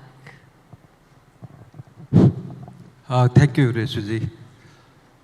First of all, I feel great privilege to be here presenting in front of this very big gathering in the education system. While we are talking about the reimagination of education, I just would like to highlight the basic principle of education, what education is and what education should do. Reimagining education for the transformed workplace requires the paradigm shift, as my colleagues also already mentioned, that traditional models towards the modern dynamic skill-based and adaptable learning ecosystem. There are some fundamental principles about the education that education should serve in 4 major pillars. One is the preserving nature, preparing climate responsive citizen. That is the first pillar. Education should be responsible towards the nature. Second pillar is preservation of culture, as you also mentioned, the intergeneration linkage and the responsibility of education. Third is fostering economic growth, creating job market, entrepreneurship, self-employment, employability. That is also the responsibility of education.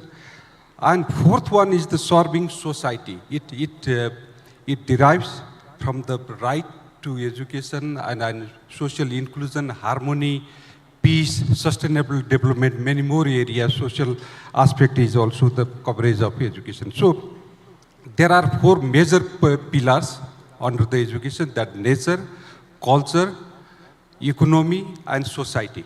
This is the foundation for education. And there is also need for the, while developing the policy, we need to think about these 4 pillars.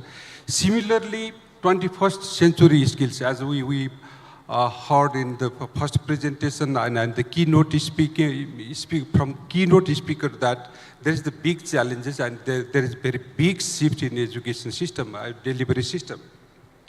So we need to think about the 21st century skills while we're talking about the transforming education. While we were thinking the new education system, there are 5 major area of the 21st century skills that is recognized by not only the UNESCO, it is globally accepted. First one is the critical thinking.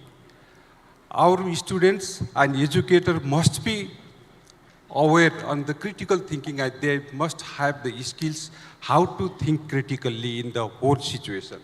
Second one is the interpersonal skill. If we have the good interpersonal skill, we can be success. Our students will be success in the very competitive market and competitive society. Third one is the intrapersonal skills. Persons themselves should also be competent, like self-discipline, ability to learn, flexibility, adaptability, self-awareness, self-motivation, compassion, integrity, and self-respect. That is also quite important. beyond the AI, beyond the IT, and beyond the digital transformation, there is a big issue of the interpersonal skills and personal skills as well. And fourth one is the digital transformation. Yes, digital transformation is the major subject we are talking about, the digital transformation. I am not highlighting the digital transformation, use of AI and the advantage, disadvantage of AI. Digital transformation, media information literacy are also very crucial for the 21st century. Similarly, global citizenship education, it deals with the awareness and openness, respect for diversity, conflict resolution, ethical and intercultural understanding, democratic participation, respect for environment, national identity, and sense of belongingness. This is the global citizenship education. These are the foundation for the thinking education differently. So then we can explore the additional approaches, the additional thinking, additional idea about the modernization of education, transformation of education system. Okay.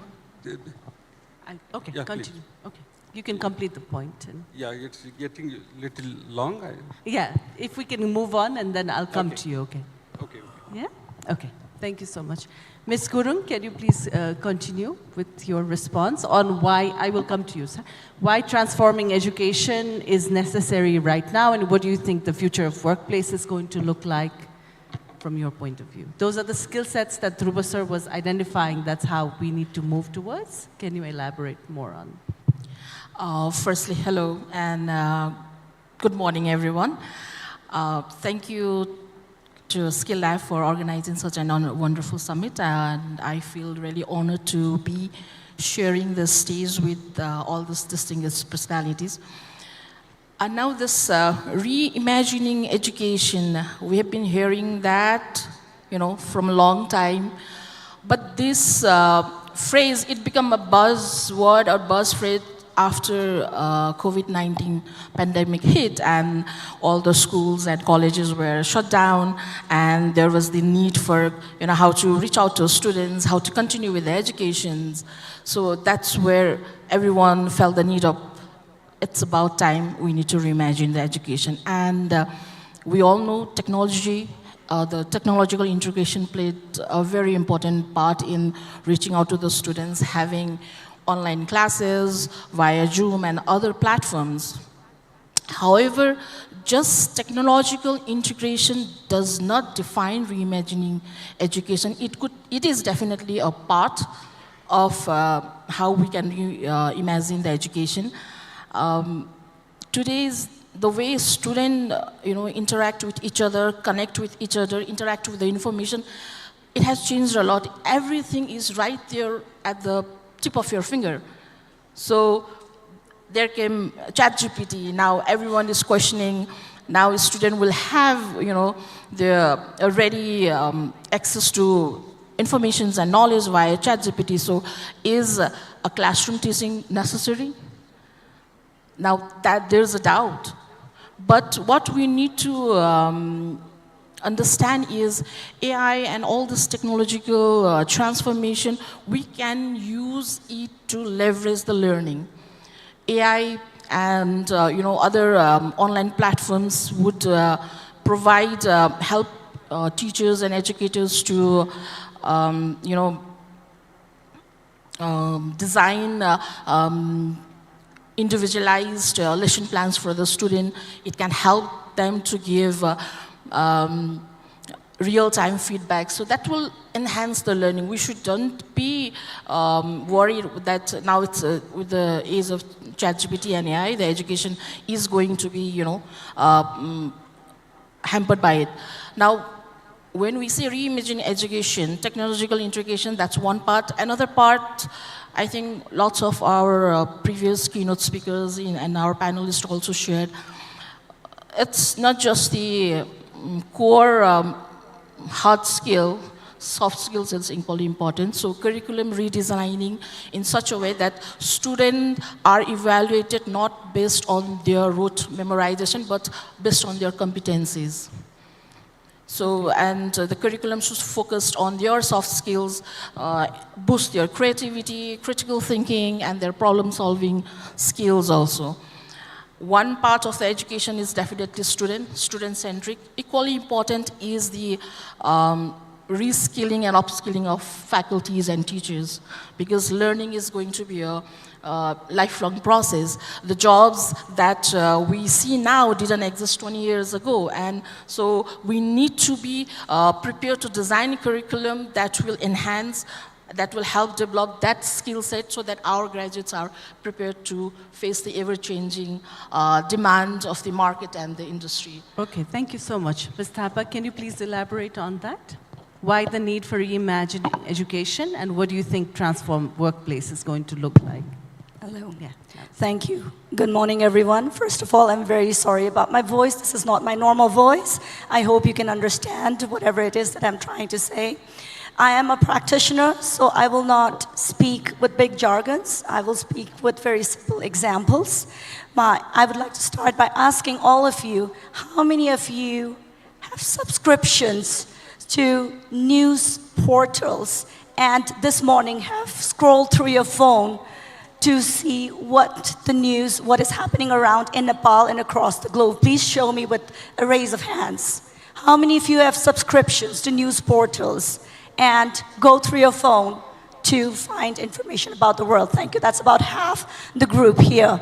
The other half, even if you've not actively subscribed to any news portal, I'm pretty sure as you're just going about minding your own business in your portable work office, right? You are bombarded with news whether you like it or not.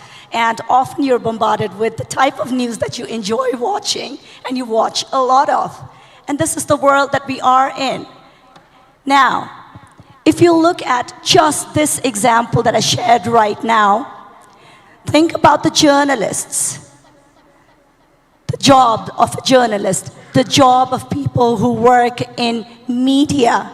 Their job and the requirement of the job has changed overnight. If you look at the education system that we have currently, is built based on an industrial revolution, the needs of the industrial revolution. However, currently, we are in a digital revolution, and if I may dare to say, this is the second leg of the digital revolution with the integration of AI. We are in an AI revolution currently. So if you look at the current education system, it is perfect to prepare journalists. You go to school, you learn how to read well, you learn how to write well, you go to higher education, you learn how journalists write, how journalists report, and as you go out, you seek for the best possible institutions, media houses, where you can apply as a writer, as a journalist, and you work your way through, you work on your craft of being a good writer, being a journalist, and in due time, hopefully, you will become maybe the chief editor of a news company. What a wonderful ladder. But as we've seen just now, in case of the news portals that we rely on, we don't rely on traditional media houses like Kantipur Television, right, or Kantipur newspaper, or I'm sorry to take names, but that is the reality. People are becoming journalists through unconventional measures, and they don't have to go to school for 10 years, 12 years, 15 years, 20 years in order to make the same impact, if not greater impact. So the education system that prepares somebody through a very unilateral method in 20, 25 years of education has completely been disrupted because people can find jobs to do, and the job market has been disrupted because they don't have to wait for 20 years. I was recently in Australia visiting top 10 universities in Australia, and one of the universities that I met, the Melbourne University, the representative said that they are now working on a bachelor's program that is only 2 years long. We have American schools providing bachelor's program that is 4-year-long program. And in Nepal, we sometimes debate about accepting 3-year program. And we have universities across the world talking about developing a 2-year program because children, students no more find value in going through education system for 10, 15, 20 years and doing a job that probably does not even exist. And we all know that. I don't think I need to reiterate the fact that our education system is not preparing students for the kind of jobs that is available in the market. So I think as educators, when the job market has been disrupted, the education system has also been disrupted whether we like it or not. It has come time that we reinvent education, but this is a very easy thing to say than to do, and if I have time later in the future, I will elaborate furthermore with the practices that we have in place. But another area that has also been disrupted is in parenting and in the kind of support system that the schools provide to the students. Because as I mentioned earlier, now it's not like a neat ladder to prepare for a secure future and a secure job. Okay. Right? So the parents as well as the school community has to be prepared to support children to navigate this life, to navigate finding success in this life that is not as neatly planned as it was in the industrial age. Okay, thank you so much for that. Yes, a good round of applause for all of the speakers. But we are having this conversation in the context of an extreme data point, which is that 2 million of our youth are in the white-collar labor economy of the world, mostly the Middle East and even Malaysia, Singapore, Indonesia, and all of the Southeast Asian nations. So there is a dire situation in Nepal right now.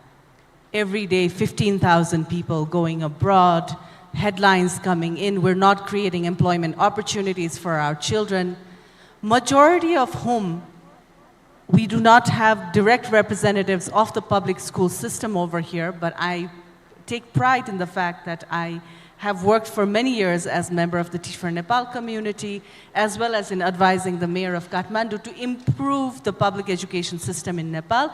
But this is a behemoth task all over Nepal, where 80% of the children are still in public schools, are not imagining a prospect for the future, and only look to the global economy as their place of absorption in white-collar jobs. So while we are talking about the digital divide, there is a very clear aspirational and trajectory divide even within Nepal. I want to come to Mr. Sri, and please correct me if I'm pronouncing your name wrong, Intren. I think it's a South Indian accent name. Sri will do. Okay, thank you. So Malaysia is known as a tiger cub economy. And if not for the financial crisis of 1997, it could have become a tiger economy. That is how determinedly Malaysia worked towards improvement of its economy, the people. In 1971, I believe, it got its political freedom. There was very inspired and charged leadership that really set a tone for what Malaysia's development would look like. Although it wasn't without problems, and there were some discriminations and discrepancies within, Malaysia was very intentional about its transformation, and as a result, in about 30 years' time, we as Nepalis are looking to Malaysia as a Southeast Asian leader in creating opportunities for its youth, and to a point where it's taking in hundreds of thousands of Nepali youth into its white-collar jobs, and its own youth is preparing for a different sort of a market, with a different sort of a skill set. So I would like sir, to please elaborate, as a career guidance opportunities designer leader in Malaysia for a highly reputed institute of higher learning, please tell us how your institution or the educators and in the private sector as well as in government policies have affected Malaysia's growth and economy, and how they've created prospects of employment for the youth.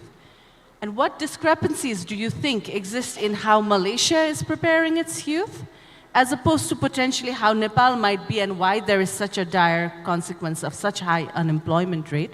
So just a little elaboration on things. And I did talk to Sir earlier, and we requested him to share some very key strategies that you are using for these career guidance and counseling to prepare our youth. So I'll give you 5 minutes because we had a shorter run earlier. I think first of all, what we believe is, we strongly believe this is a serious business. As part of the career services, what we are dealing in is with the future of our younger generation. So therefore, we consider it as a crime to produce unemployable graduates.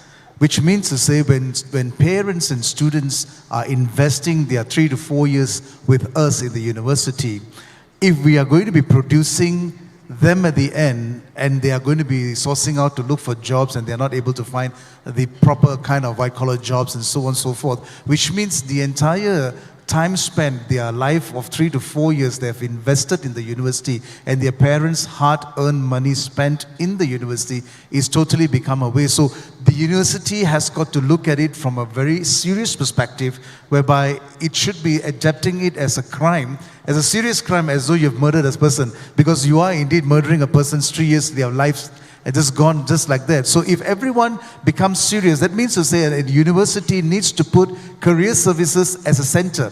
Because most of the institutions do not practice, they do not look at the career services as an important unit within the university because, well, while that is a sub-sector or sub-unit, then it cannot be producing that kind of industry needed graduates, because when it's not been focused, the focus is mainly given into the marketing and the recruitment and also the education, the lecturers who are teaching and passing the exams. But the core factor that we've listened to all the speakers who have been speaking is, where is career services role? Career services do not come at the end like the finishing school, but career services comes in to engage with the students right from day one that the student enters into the university. While they're actually learning the academic from foundation level 1, level 2, level 3 and so on and so forth, the preparation for a student to go into the industry starts from day one, because we can't produce magic overnight by just saying, let me teach you how to go into the industry, because it takes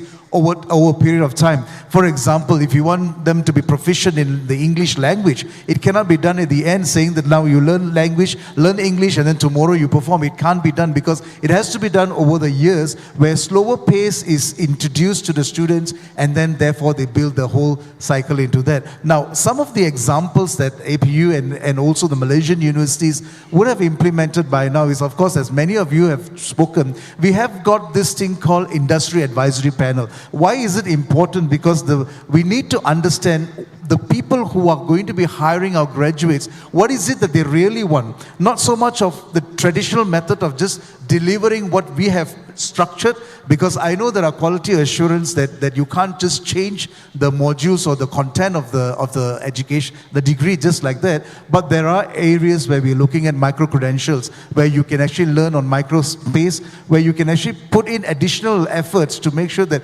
whatever the degree is covering, because it's not going to be specific into different areas. This is very much on a broader scale of learning. So what we have actually done is making sure our curriculum is definitely developed. So each of our school has got an industry advisory panel. The panel members, not only from Malaysia, but from global. And some of them are also part of our alumni network, so that they know both sides of the academia and also the industry. So they actually give in a lot of input, so that we take that input. Those inputs are very serious. We actually consider them as part of our curriculum development review. So the review committee actually looks into that. Now, beyond that, we are also looking at not just academic transformation, but we are looking at a lot of actual life skills. So there are some areas that we do.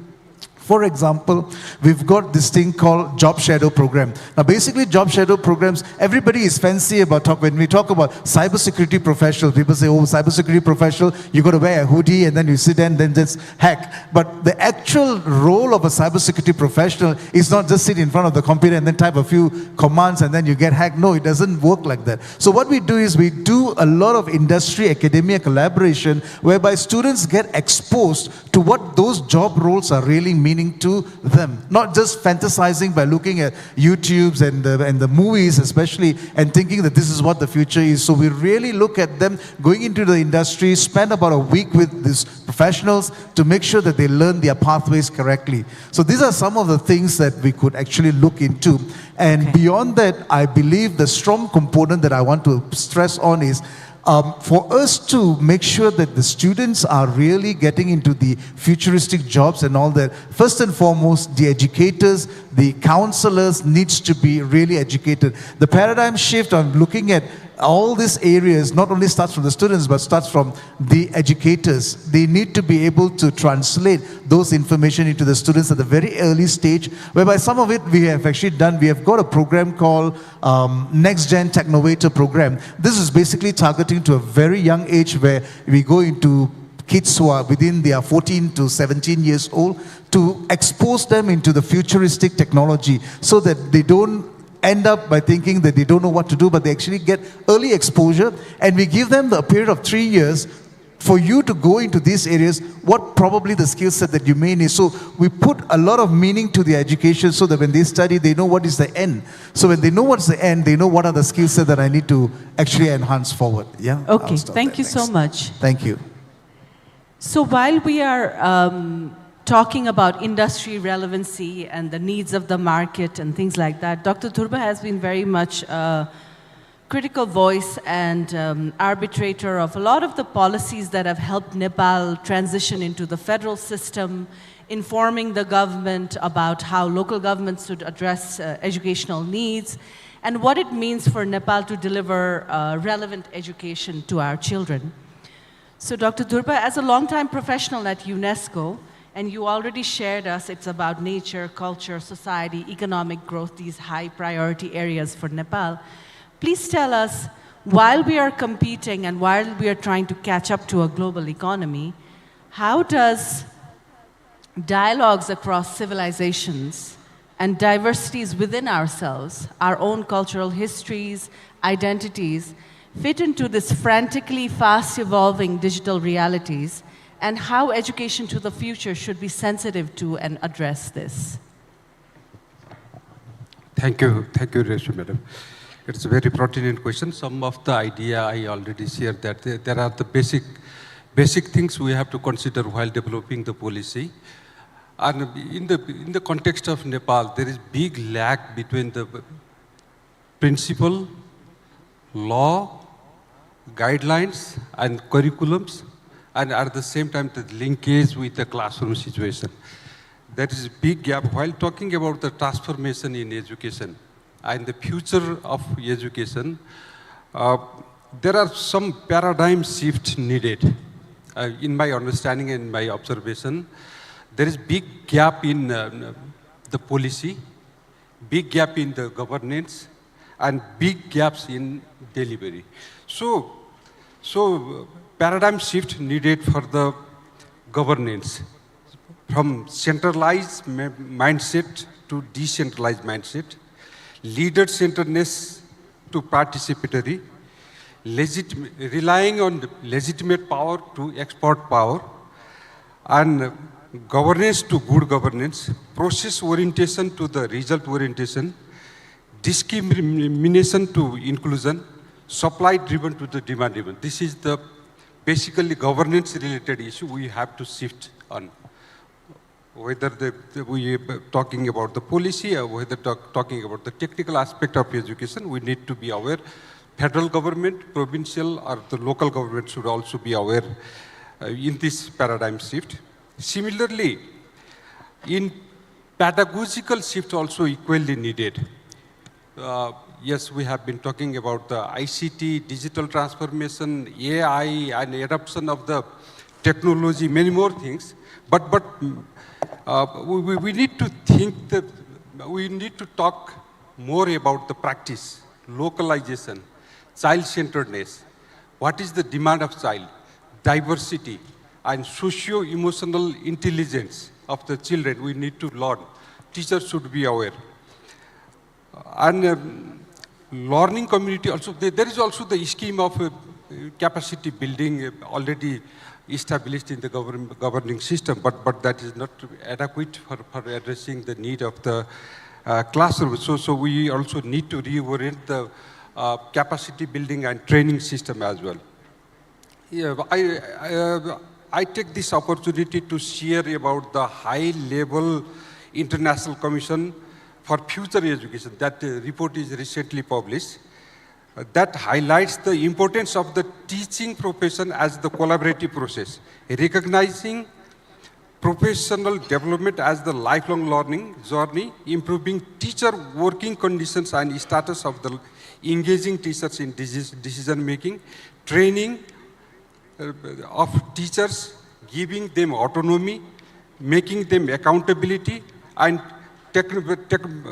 human-centric technology friendliness also need to be associated with the teacher's capacity, and the motivation and adequate salary should be given.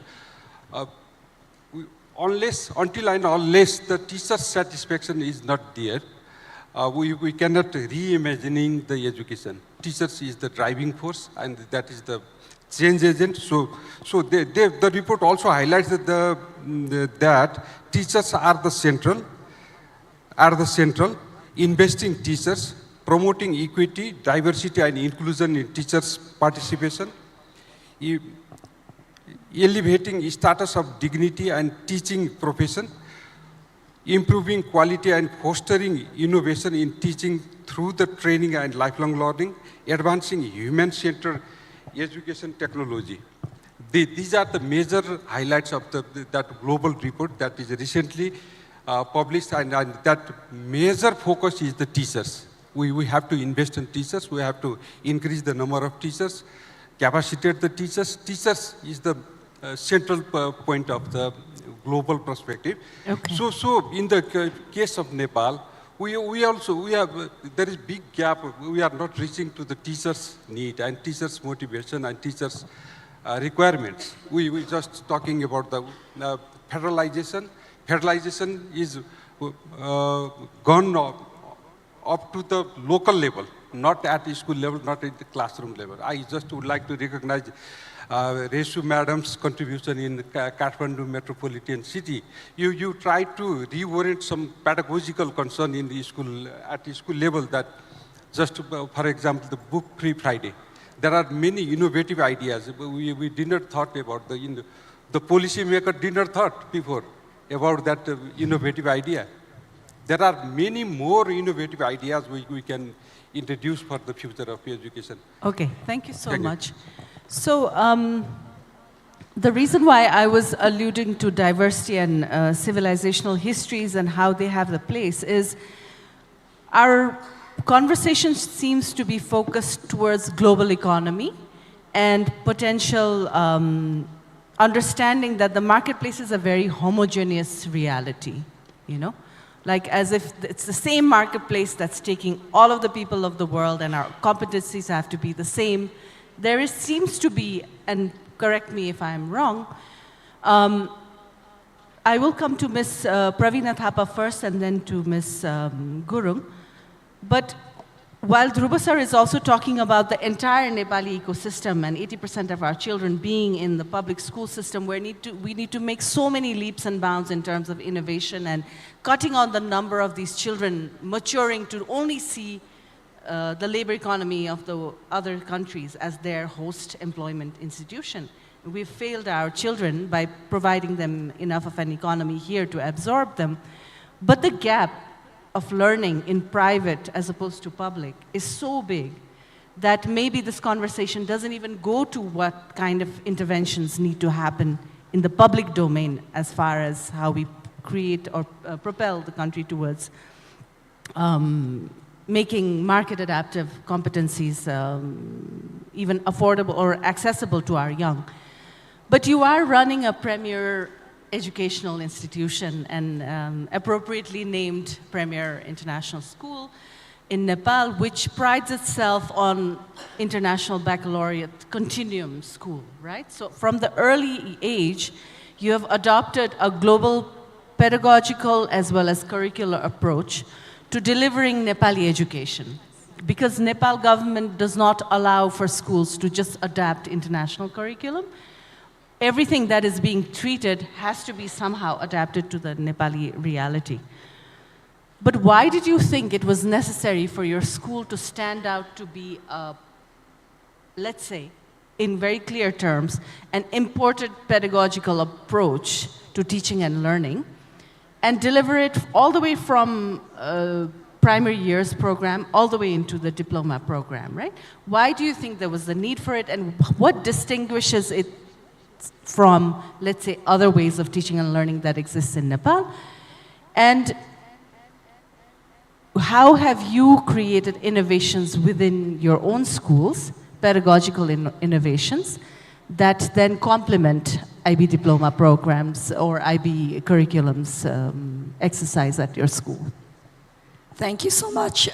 Yes, Premier is Nepal's only IB continuum school, teaching the three IB programs, the IB primary years program from kindergarten to grade 5, IB middle years program from grade 6 to grade 10, and the IB diploma program in grade 11 and grade 12.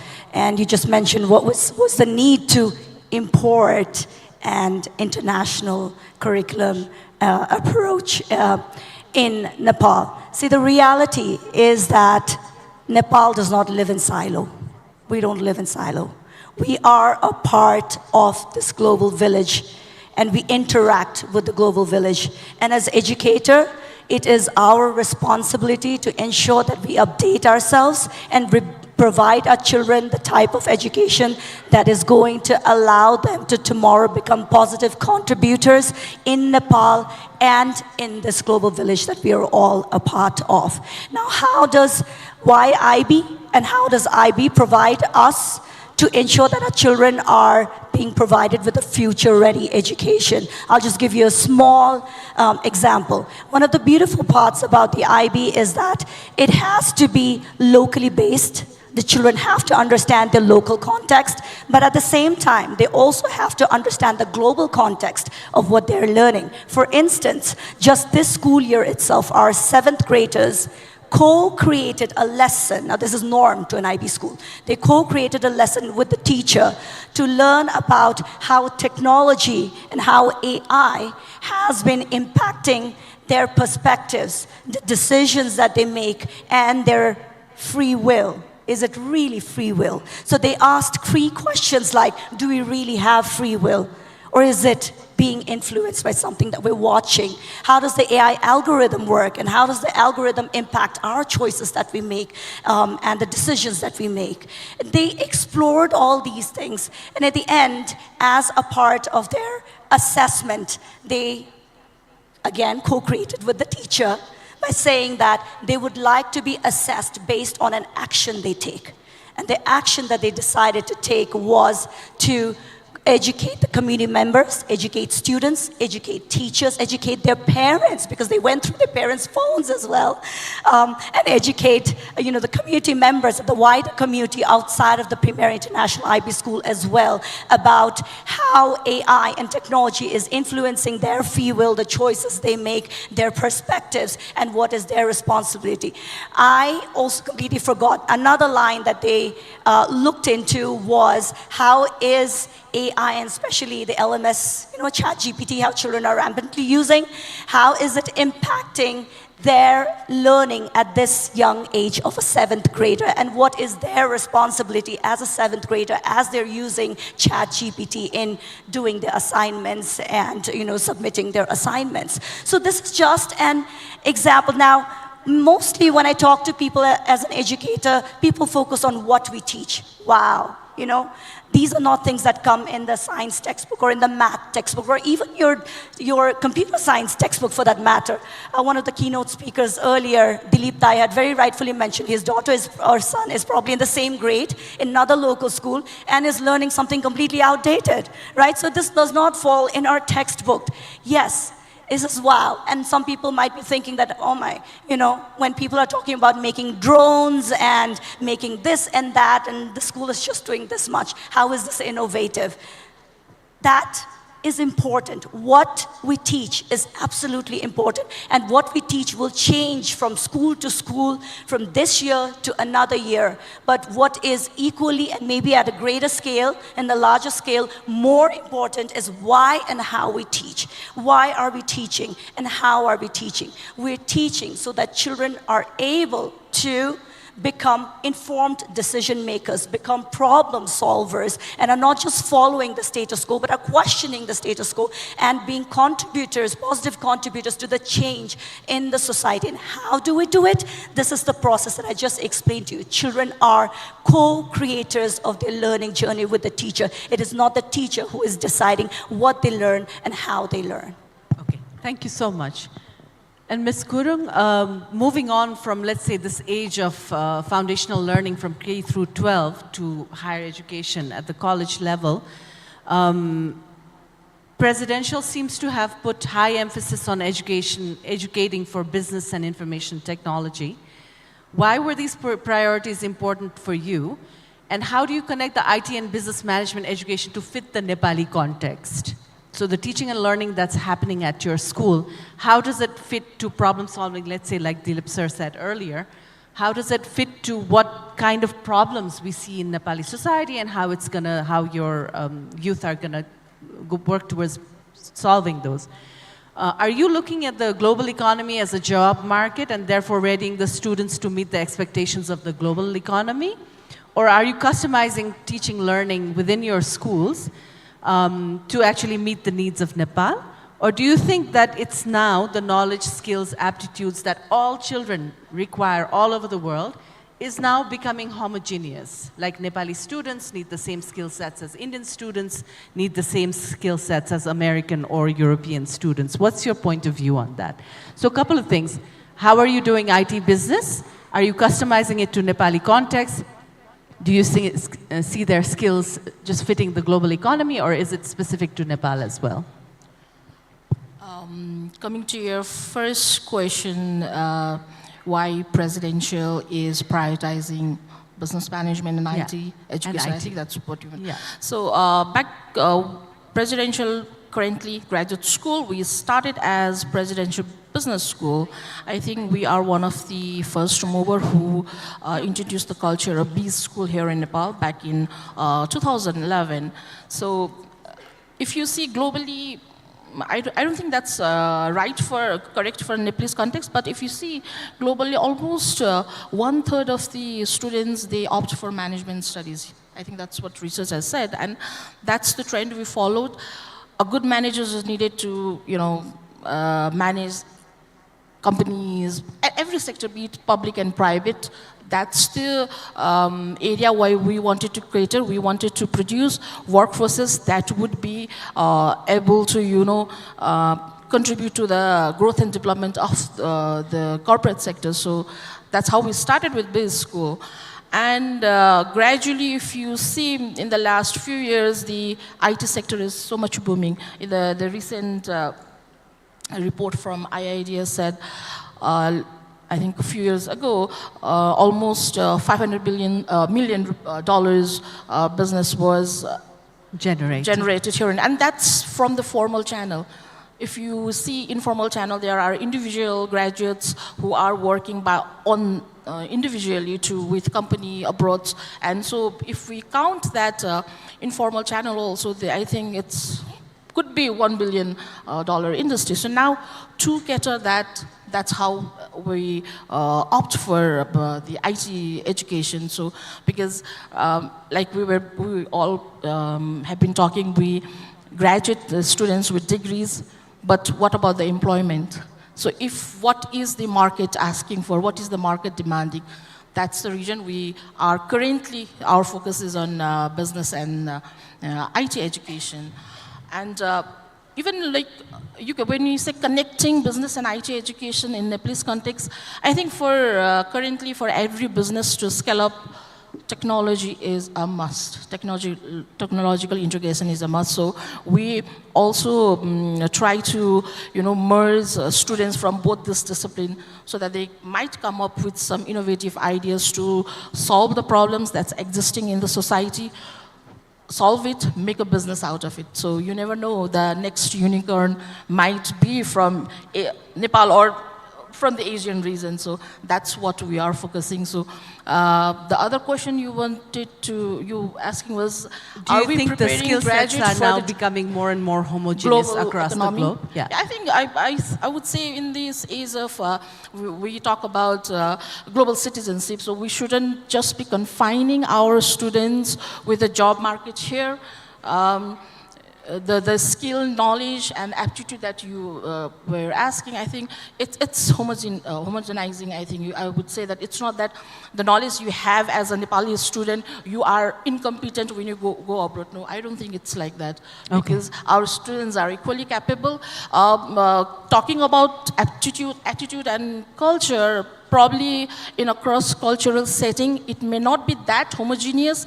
However, the knowledge, skills, and attitude that we implant in our students, and specifically when I talk about presidential, we follow global syllabus. Our university profile support us with the resources and everything. And so that global curriculum, our faculties, they translate that into a local context in a flipped classroom setting. So I would definitely say our students are prepared. So it's not very different that NIT or BBA graduate from our Nepali colleges may not be fit enough to in abroad or other countries. I don't think they are equally confident, I would say. Okay, thank you so much.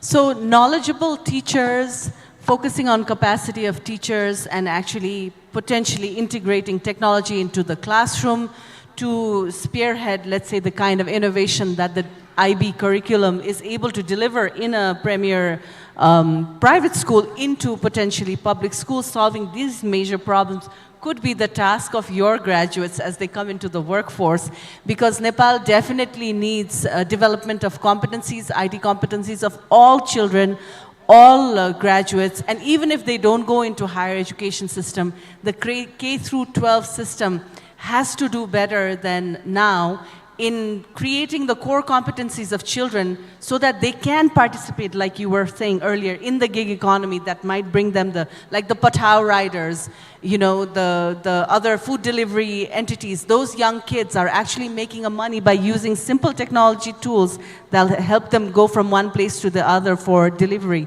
And these are the things that are potentially from K through 12, our children should be getting, and the government schools really, really need to amp up their the provision of technology. Right now it's limited to smart boards and a very outdated curriculum. Kathmandu Metropolitan City, Shailendra Jha is here, has been lobbying, and perhaps it's been made a breakthrough, was these laptops for teachers as well as students to roll around. There is digital permeation in the economy. There's 73% mobile ownership all over Nepal. But how do we make utilization of the mobile technologies in the rural context for education, teaching and learning, and preparing the kids for the future? We don't seem to have figured out yet. And I suppose the graduates, the young people that are now becoming future ready, really need to look into the challenges of the education system in Nepal and create solutions that are fitted so that more of our workforce can be at par with the global economy.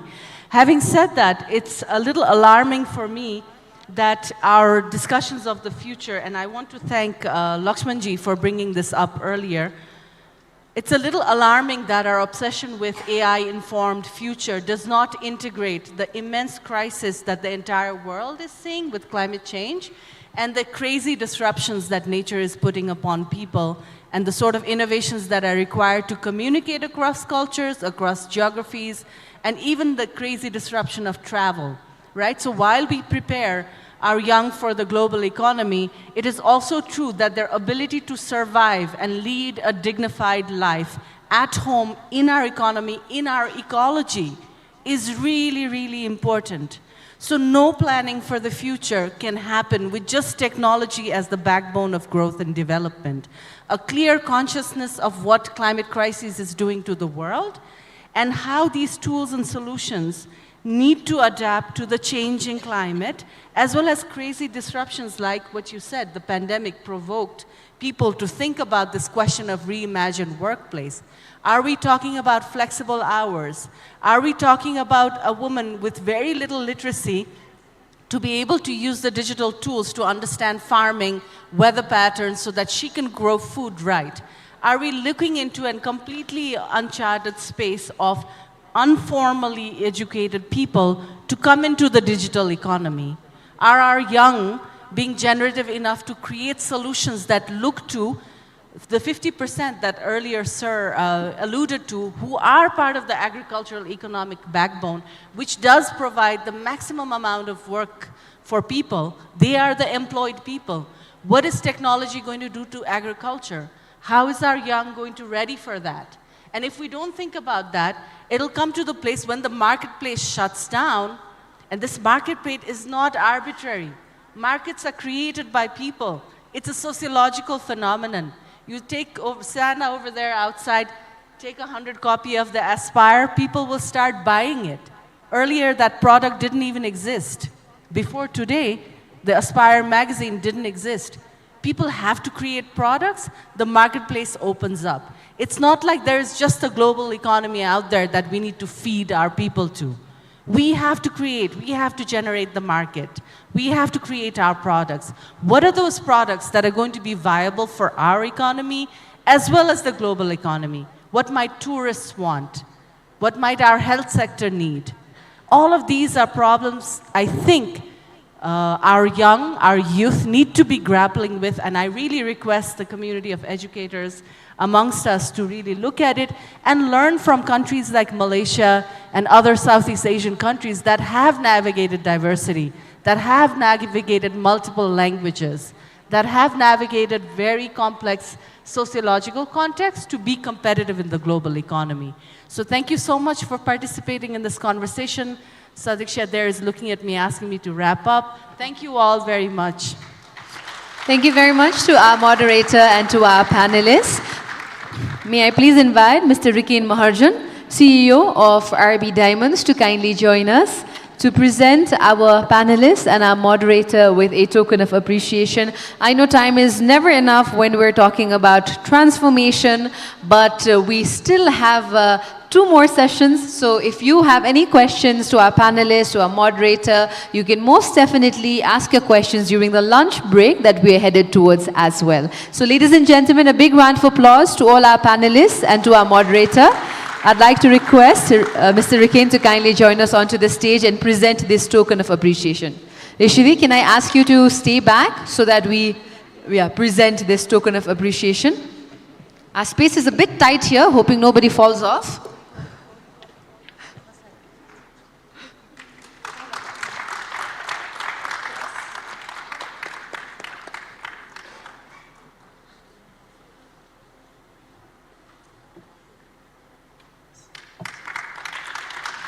Our first panel discussion on reimagining education for transformed workplaces.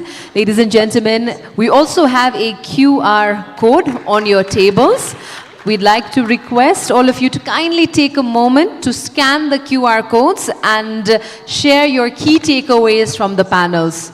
We will not open lunch until you do that. It's not what I can say, but I can request all of you to kindly scan the QR code, and please do make sure that you do drop in your very valuable comments, your key takeaways, what you thought was incredible from this panel. Please do share your thoughts. We have the QR code on your tables. Please do scan.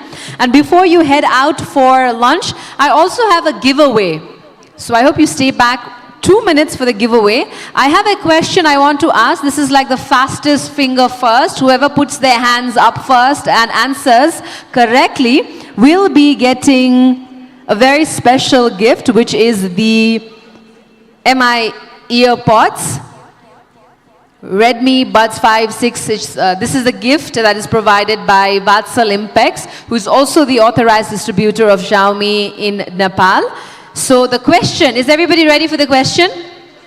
Yes? All right. I can hear 2 people, but I'm hoping more are ready as well. My question is, what is the name of Skill Lab's AI-driven career guidance platform used across universities, schools, and colleges. I see many partners of Skill Lab here. So what is the name of the Skill Lab's AI-driven career guidance platform? There are many partners here who also use Skill Lab, and please keep in mind that they're all watching you. Okay. Mr. Mandal can't participate, most definitely. I see somebody else who just put her hands up. Can I quickly have a volunteer, maybe give a microphone? All right. So it's the thing like all of us have been using it, but it's just that the name that we might have forgotten. Is it Future Fit? Is it? Future Fit. No, incorrect. Okay. I see a second hand. Okay, let's give the gentleman right in front of the door. I think the second opportunity, and then it passes on to the gentleman right here. Career Service Center. Correct. Career Service Center is the right answer. The Digital Career Service Center or the Career Service Platform.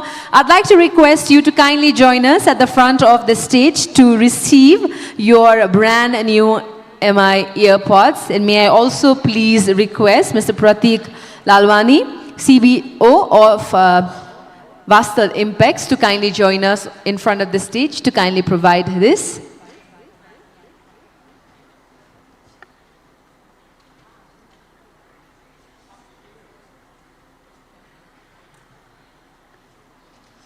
Our gratitude towards Vatsal Impex for providing this. This is just the first one we're giving away. After each panel discussion, we'll have one giveaway each. So if you weren't lucky just right now, you can also try your luck after each panel discussion. Ladies and gentlemen, a humble request to kindly, quickly scan the QR and then drop in your thoughts about the first panel discussion as well. Thank you very much. Many congratulations to our winner. Ladies and gentlemen, we now break for lunch. Hoping to see everybody back at the hall in 30 minutes. Lunch is right outside the doors. Please do enjoy lunch and be back for our second panel discussion where we're talking about bridging the education-employment gap. A very, very important topic, bridging the education-employment gap.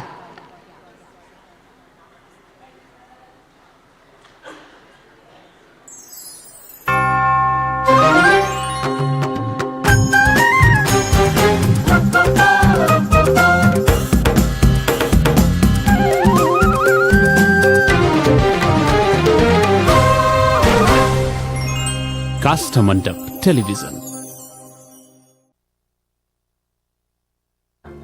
प्राचार्यको रूपमा कार्यरत छु म सुरेन्द्र सुवेदी अहिले Kathmandu model कलेजमा college चिफको रूपमा service गरिरहेको छु नमस्कार मेरो नाम नरोत्तम अर्याल म किङ्स कलेजसँग आबद्ध छु Hello and namaste. This is Rashmi Sharma Mainali, Principal, Kathmandu Don Bosco College and Xavier Academy.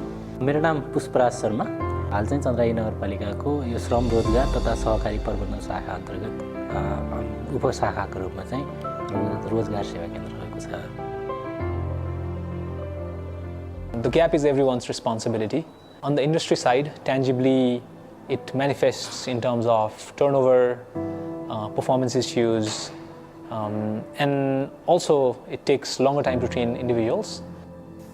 Academic इन्स्टिट्युसनको तर्फबाट हेऱ्यौँ भनेदेखि चाहिँ हामी हायर एजुकेसन पनि सञ्चालन गरिरहेको हामीले चाहिँ K-12 भनेको 11-12 सम्म पनि चलाइरहेको र यो नेपालकै सबैभन्दा लार्जेस्ट K-12 इन्स्टिट्युसनको प्रतिनिधित्वको हिसाबले मैले के देख्छु भनेदेखि हामीले जुन एक्जिट सर्वे लिन्छौँ विद्यार्थीहरूसँग 12 कक्षा पढ्दै गर्दा कि कति प्रतिशत विद्यार्थीहरू नेपालमै बस्ने र नेपाल नबस्ने कुरामा स्योर हुनुहुन्छ भन्दाखेरि अराउन्ड 70% स्टुडेन्टहरूले चाहिँ हामीलाई के भन्नुभएको छ भन्दाखेरि हामी क्लास 12 पछि नेपाल बस्दैनौँ हामी बाहिर नै जाने हो भन्ने कुराहरू देखिएको छ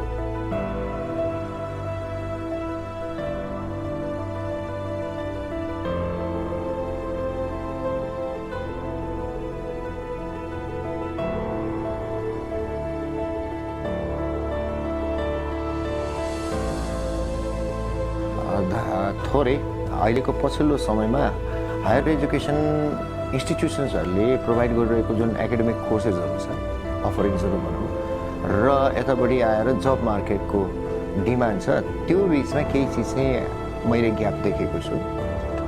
Academics, career of learners are intertwined with each other.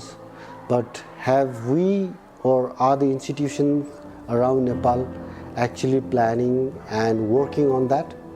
Is a question we also think about. What I personally believe is that there has to be a proper link with the academics and the future career of our students. When we look into the gap between academic institutions and industry, we'll have to see from few perspectives. Number one, our curriculum is not aligned with industry need, and our students are not getting ample career guidance at early stages. And this has created huge pressure on academic institutions to upgrade the curriculum so that the need of the industries can be addressed. In the same way, companies are also struggling to get right manpower, and they are forced to make huge investment on trainings and upgrading and preparing our academic graduates for the industries. What we'll have to agree to the fact is that the Nepalese curriculum is outdated. We need to work quite a lot on it, probably focus quite a lot on critical thinking, problem solving, digital literacy, skill development. These are some of the areas that have been left unemphasized. कक्षा 12 मा कतिजना विद्यार्थी पास भयो भन्ने कुराको record हेर्यौं भनेदेखि लगभग 1,90,000 विद्यार्थी रेगुलर पास हुनुभयो यो वर्ष हेर्यौं भनेदेखि चाहिँ अर्को 70,000 जस्तो विद्यार्थी चाहिँ ग्रेड वृद्धिमा पास हुने भयो भनेपछि हामीसँग लगभग 1,60,000 टोटल विद्यार्थीमा 1,12,000 विद्यार्थी विदेशी रहेको छ अर्को डिपेन्डेन्ट भएर भित्रिरहेको छ भनेपछि एकाडेमिक इन्स्टिट्युसनलाई यसको कस्तो प्रभाव परिरहेको होला भन्ने कुरा त यो डाटाहरुबाट पनि हामीले हेर्न सक्छौं। एजुकेसन इन्स्टिट्युसनले जब मार्केटलाई रिगार्ड नगरिकन उसको रिक्वायरमेन्टलाई फुलफिल हुने खालका कोर्सेसहरु अफर गरिरहेको पाइन्छ हैन। धेरै हदसम्म थ्योरिटिकल कोर्सेसहरु अहिले अफर गरिरहेको देख्छु। ट्रेडिसनल मेथडलाई विशेष गरी फोकस गरेको स्टुडेन्ट्सहरुको स्किल बुस्टिङ तर्फ त्यति ध्यान नदिएको उनीहरुलाई प्र्याक्टिकल स्किलहरु कसरी गेन गर्न सकिन्छ भन्ने खालका कोर्सेसहरु अफर नगरेको धेरै हदसम्म क्लासरुममा मात्रै लिमिट गरेर अध्यापन गराउने प्रक्रिया भएको कारणले गर्दाखेरि होला जब मार्केटले खोजेको खालको म्यान पावर र स्किल डेभलप गर्न नसकेको। I think there's a big skill gap between what comes out of a college and what companies want. So the biggest problem that I see is there's a lack of practical knowledge in that sense. So what ends up happening is us companies have to then invest a lot in trainings, onboarding, significant amount of resources is spent there to make sure that we bridge that gap, which is energy and time and resources that we could have focused somewhere else. Industry raw academia सँगै आउने ठाउँ भने एउटा इन्डस्ट्रीको स्पिकर्सहरु आएर share गर्ने अर्को त्यो पढाइ सकिन थालिसकेपछि 4th इयर एसएस अथवा एमबीए को अथवा मास्टर्स डिग्रीको भने लास्ट इयरतिर गएर इन्टर्नशिप गर्ने त त्यो इन्टर्नशिपमा पनि कतिको मिनिङफुल प्रोजेक्ट्समा काम गर्यो त साच्चै लर्निङको लागि साच्चै एक्सपिरियन्सको लागि साच्चै नलेज स्किल्स र त्यो माइन्डसेट रेडी गर्नको लागि एक त टाइम सफिसिएन्ट छ कि छैन दोस्रो भनेको तपाईको त्यो जस्तो खालको काममा इन्भल्भ भएको छ त्यो साच्चै मिनिङफुल लर्निङ भएको छ कि छैन त्यो मेन्टरशिपको लागि कतिको टाइम दिएको छ इन्डस्ट्रीको मान्छेहरूले भन्ने कुराहरूले गर्दाखेरि लर्निङ चाहिँ एकदमै लिमिटेड भएको त्यो फर्मालिटीको लागि मात्र एउटा रिक्वायरमेन्ट टिक बक्स मात्र लगाउन लागि भइराखेको हैन। While graduates bring strong foundational knowledge, many lack the hands-on experience that the employers are looking for in today's evolving workforce.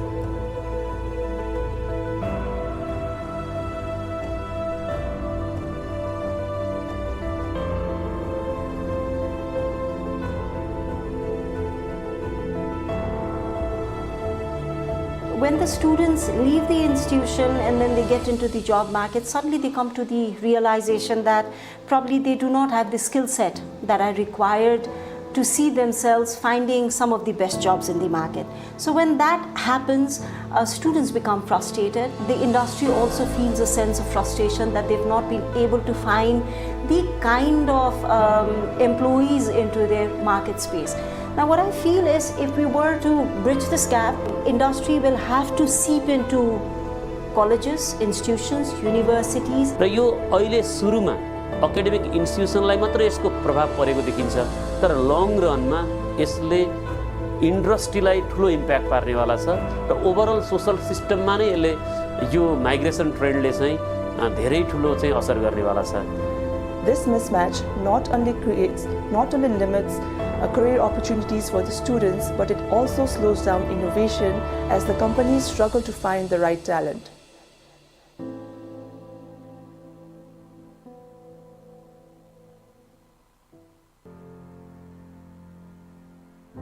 मलाई एकदमै मन पर्ने टर्म भने चाहिँ को क्रिएट गर्ने हो हैन, सँगै नै आउने हो नि त। At the end of the day we are helping educate the newer generation.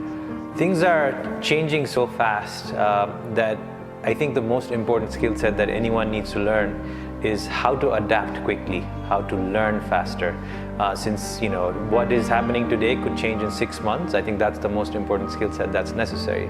So probably if the industry is really looking forward to educated, well-learned, skilled academics into their industry, they'll have to start giving these students time for internship and also good job roles so that they get trained, and once they are done with their academics, they find themselves easily adjusting themselves into the industry. But I believe one of the ways of getting students to focus in their career path is talking about different careers, opportunities that exist currently and that could exist in future, right from the very early age. So the most important skill set that I'd say is critical thinking, attention to detail, problem solving. These are skill sets that stand out in the career. Industrial experts can work in close partnership with educational institutions by offering internship or apprenticeship programs so that students can apply their theoretical knowledge into practical applications. It's the ends that should be driving these initiatives and conversations, not the means. And I think a fresher outlook is also very important. One example I want to highlight is the new Unleasing program, which is our version of the internships. At Cloud Factory, we believe in bridging this gap by collaborating with educators and industry leaders to align training with real-world demands. We also recognize the importance of flexibility, allowing students the opportunities to engage with work while they continue their studies. This ensures that they gain hands-on experience alongside their academic pursuit. So introducing some micro-credential courses or short certification course would be of great help because that would add up in helping them achieve their career goals, where they can redesign our existing curriculum and try to include skill-based learning along with the knowledge base and application of those skills. So what can be done is the academia and industries can come together, do collective research and identify skills that is needed for the industries and try to bring alignment in the curriculum, give early career guidance counseling to our students, give lot of internship opportunities, give lot of workshops, mentorship and seminars so that our students understand the need of the industries and they will also prepare themselves with the needful skills and practical knowledge so that they will have proper employment opportunities in future. Chandragiri नगरपालिकाले अहिले चाहिँ digital SIP अन्तर्गतका तालिमहरूले ल्याएको छ। त्यस्तै अन्तर्गत अर्को कार्यक्रम भएको छ यो विद्यालय तहबाट नै डिजिटल सिप सम्बन्धित चेतना र डिजिटल ग्यापलाई कम गर्नुपर्छ भन्ने सिद्धान्त हाम्रो चन्द्रगिरी नगरपालिका अपनाएको छ। One of the things we want to do at SecurityPal is invest into the ecosystem because we have no other option. Industry experts and educators leaders definitely need to have a synergy and the way forward for is first and foremost they need to form an advisory committee where industry experts, education leaders, educators and even policymakers need to come together. The biggest opportunity that I see is make sure that the students are getting early exposure. So some collaboration, bringing the students up to our workplace, maybe shadowing some projects will give them real life experience, real life exposure. They will also know what to learn or how to learn, and in that sense, that early exposure will probably set the tone for everything. Children is right from the very beginning focusing on their strength, their abilities, and their area of strength. With that, we provide them and we facilitate those things in a very, very systematic manner that is sustainable. That way, any school can come up with wonderful schemes to assure that the student's career is made or worked out right from the basic level of a student's life in its school. It could start with curriculum alignment. Businesses and colleges can work together to make sure that whatever is being taught in colleges is relevant in today's day and age. There could be some career counseling classes happening occasionally in a very systematic manner so that children can actually start pondering upon that particular thing. There could be some elaborated but very easy testing mechanism where children can, where the test can actually accurately explain which career could be the best for children in the near future, depending upon their likes and dislikes and their interest as well, and also their academic strength.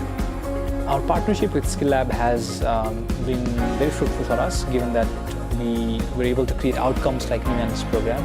Similarly, we can do hackathons together, we can do more collaborative events together so that college students also know what's happening, they get more exposure, and in that sense, they're better trained. Our partnership with Skill Lab through the Digital Empowerment Initiative is a step towards achieving this goal.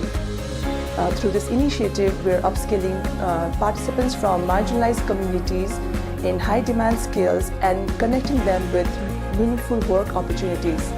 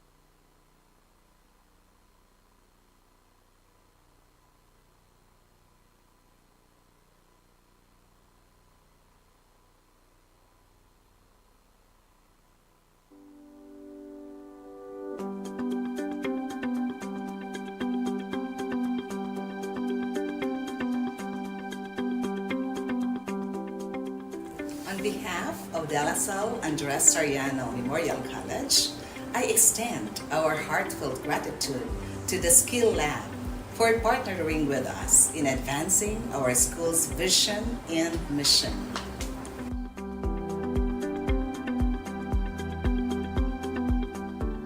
So the feature is very user-friendly and it can be easily navigated by students. As I started using the platform, I found it user-friendly and also the features are well organized. And the interface made the navigating through the content smooth, and the comprehensive features helped me focus on my tasks without feeling overwhelmed. As our students began navigating the platform, their feedback was indeed positive, as they highlighted its user-friendly design and ease of navigation after a brief adjustment period. So the course offerings are diverse and relevant to my interests and needs, and I also like that they tailored current demands, which also motivates me to engage more.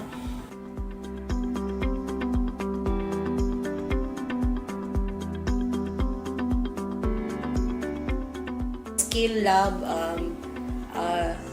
is helpful because you don't need to wait for others or other colleagues so that your skills will be updated and upgraded.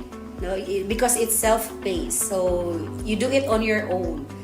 Well, the Skill Lab platform is highly valuable and helpful to the needs of our faculty and staff to enhance their learning, their skills in their field of expertise. It is much relevant and much aligned to my interest and to my specialization. The platform will have a crucial role in preparing me for my future employment. Like the skills and the knowledge that I gain will not only enhance my qualifications, but will also boost my confidence as I enter the professional world. Indeed, Skill Lab is a powerful complement to our commitment to provide holistic and responsive education for the 21st century learners.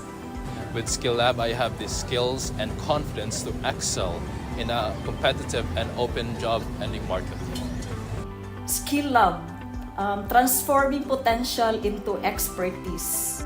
We are thankful for Skill Lab for this opportunity accorded to LaSalle Academy teachers and staff.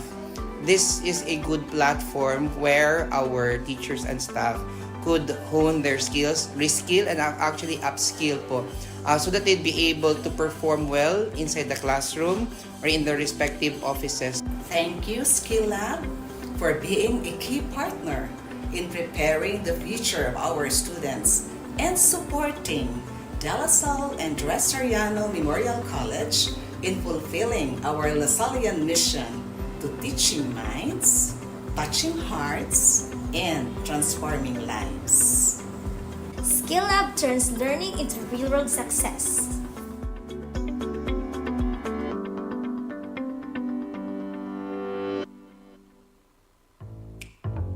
Students often face skill gaps, leaving them frustrated while applying for a job and often not hearing back. Since 2015, the skills needed for jobs have changed by about 25%. By 2028, 44% of workers will need upskilling, meaning your CV will be replaced by LinkedIn. How many students know this change of trend and upskilling for it? Many existing companies provide fragmented solutions, such as training, online courses, or job placements. These solutions are scattered everywhere, leaving students and colleges confused on where to find them. What if there is a platform that offers all of it and seamlessly links career readiness with employability? This is where Skill Lab stands out, a comprehensive AI-driven software that provides students with personalized career guidance. Check their skill levels accurately, receive job-specific trainings and certifications, get job-based courses, and also get recommendation on jobs. Our platform allows students to create their own personalized career dashboard, where students can create their career account, click their preferences, and based on these preferences, our AI-powered system will seamlessly provide and link career readiness tools with employability. Our platform has been used by universities, government agencies, corporates, development organizations in Nepal, the Philippines, Singapore, Malaysia, and Indonesia, impacting over 20,000 users in the first year alone. Our partners have recorded up to 70% of students using the platform for career readiness, while more than 62% of them completing the job-oriented courses. The way we work is changing. This is exactly why your search for career guidance, training, certifications, and employment matchmaking is now integrated into a single AI-powered platform. Try us, you will love us too. Greetings and namaste everyone. I am Ranjit Thapa, the principal of Kanjura National Secondary School. Hello, I'm Aishma Shah and I'm the Program Director for School Enrichment and Training Programs from Kashtamanta Vidyalaya. नमस्ते, म धनकुमार श्रेष्ठ भक्तपुरमा अवस्थित सामुदायिक college बागेश्वरीमा प्राचार्यको रूपमा कार्यरत छु। म सुरेन्द्र सुवेदी अहिले काठमाडौँ मोडल कलेजमा कलेज चिफको रूपमा सर्भिस गरिरहेको छु। नमस्कार, मेरो नाम नरोत्तम अर्याल, म किङ्स कलेजसँग आबद्ध छु। Hello and namaste. This is Rashmi Sharma Mainali, Principal, Kathmandu Don Bosco College and Xavier Academy.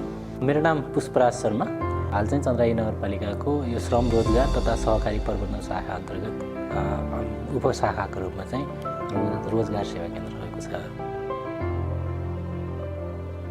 The gap is everyone's responsibility. On the industry side, tangibly, it manifests in terms of turnover, performance issues, and also it takes longer time to train individuals. Academic इन्स्टिट्युसनको तर्फबाट हेऱ्यौँ भनेदेखि चाहिँ हामी higher education पनि सञ्चालन गरिरहेको, हामीले चाहिँ K-12 भनेको 11-12 सम्म पनि चलाइरहेको र नेपालकै सबैभन्दा लार्जेस्ट K-12 इन्स्टिट्युसनको प्रतिनिधित्वको हिसाबले मैले के देख्छु भनेदेखि हामीले जुन एक्जिट सर्वे लिन्छौँ विद्यार्थीहरूसँग 12 कक्षा पढ्दै गर्दा कि कति प्रतिशत विद्यार्थीहरू नेपालमै बस्ने र नेपाल नबस्ने कुरामा स्योर हुनुहुन्छ भन्दाखेरि अराउन्ड 70% स्टुडेन्टहरूले चाहिँ हामीलाई के भन्नुभएको छ भन्दाखेरि हामी क्लास 12 पछि नेपाल बस्दैनौँ, हामी बाहिर नै जाने हो भन्ने कुराहरू देखिएको छ।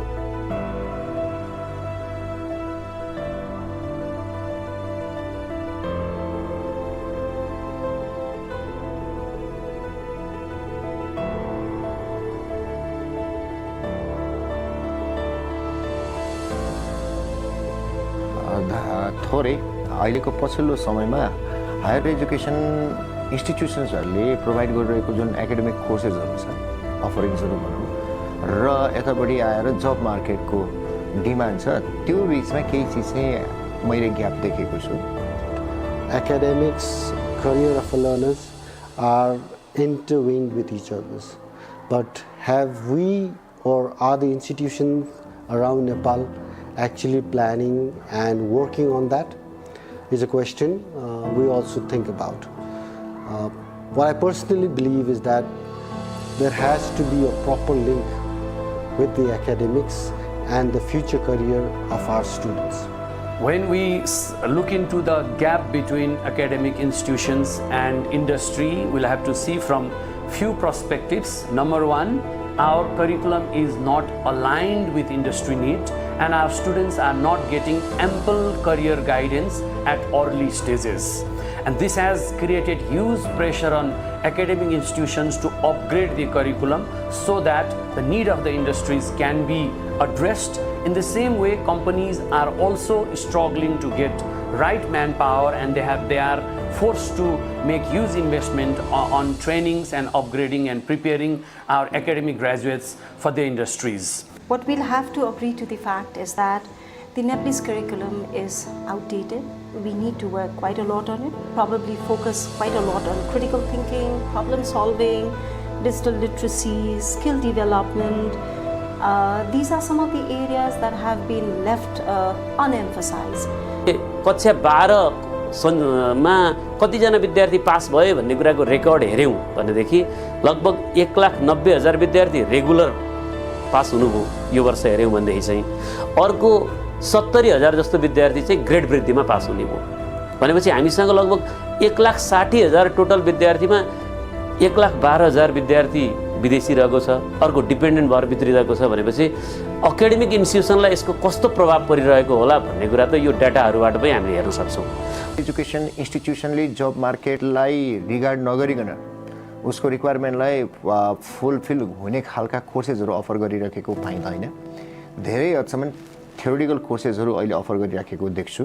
ट्रेडिसनल मेथडलाई विशेष गरी फोकस गरेको, स्टुडेन्ट्सहरूको स्किल बुस्टिङतर्फ त्यति ध्यान नदिएको, उनीहरूलाई प्र्याक्टिकल स्किलहरू कसरी गेन गर्न सकिन्छ भन्ने खालका कोर्सेसहरू अफर नगरेको, धेरै हदसम्म क्लासरुममा मात्रै लिमिट गरेर अध्यापन गराउने प्रक्रिया भएको कारणले गर्दाखेरि होला जब मार्केटले खोजेको खालको म्यान पावर र स्किल डेभलप हुन नसकेको। I think there's a big skill gap between what comes out of a college and what companies want. So the biggest problem that I see is there's a lack of practical knowledge in that sense. So what ends up happening is us companies have to then invest a lot in trainings, onboarding, significant amount of resources is spent there to make sure that we bridge that gap, which is energy and time and resources that we could have focused somewhere else. Industry र academia सँगै आउने ठाउँ भने एउटा इन्डस्ट्रीको स्पिकर्सहरू आएर share गर्ने, अर्को त्यो पढाइ सकिन थालिसके पछाडि 4th इयर एसएस अथवा एमबिएको अथवा मास्टर्स डिग्रीको भयो भने लास्ट इयरतिर गएर इन्टर्नसिप गर्ने। त त्यो इन्टर्नसिपमा पनि कतिको मिनिङफुल प्रोजेक्ट्समा काम गर्यो त साँच्चीकै लर्निङको लागि, साँच्चीकै एक्सपिरियन्सको लागि, साँच्चीकै नलेज स्किल्स र त्यो माइन्डसेट रेडी गर्नुको लागि एक त टाइम सफिसियन्ट छ कि छैन, दोस्रो भनेको तपाईँको त्यो जस्तो खालको काममा इन्भल्भ भएको छ त्यो साँच्चीकै मिनिङफुल लर्निङ भएको छ कि छैन, त्यो मेन्टरसिपको लागि कतिको टाइम दिएको छ इन्डस्ट्रीको मान्छेहरूले भन्ने कुराहरूले गर्दाखेरि लर्निङ चाहिँ एकदमै लिमिटेड भएको, त्यो फर्मालिटीको लागि मात्र एउटा रिक्वायरमेन्ट टिक बक्स मात्र लगाउन लागि भइराखेको होइन। While graduates bring strong foundational knowledge, many lack the hands-on experience that the employers are looking for in today's evolving workforce.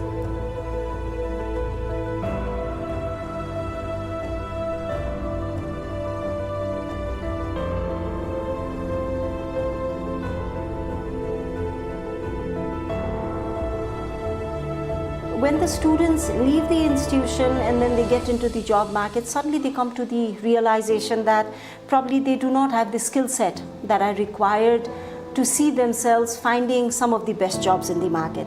So when that happens, students become frustrated. The industry also feels a sense of frustration that they've not been able to find the kind of employees into their market space. Now what I feel is if we were to bridge this gap, industry will have to seep into colleges, institutions, universities. र यो अहिले सुरुमा academic इन्स्टिट्युसनलाई मात्र यसको प्रभाव परेको देखिन्छ, तर long रनमा यसले इन्डस्ट्रीलाई ठुलो इम्प्याक्ट पार्नेवाला छ र ओभरअल सोसल सिस्टममा नै यसले यो माइग्रेसन ट्रेन्डले चाहिँ धेरै ठुलो चाहिँ असर गर्नेवाला छ। This mismatch not only limits career opportunities for the students, but it also slows down innovation as the companies struggle to find the right talent.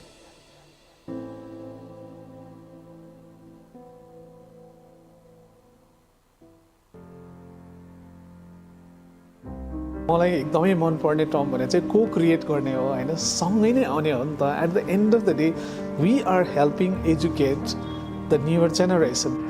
Things are changing so fast that I think the most important skill set that anyone needs to learn is how to adapt quickly, how to learn faster.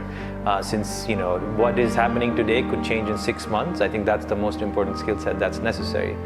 So probably if the industry is really looking forward to educated, well-learned, skilled academics into their industry, they'll have to start giving these students time for internship and also good job roles so that they get trained, and once they are done with their academics, they find themselves easily adjusting themselves into the industry.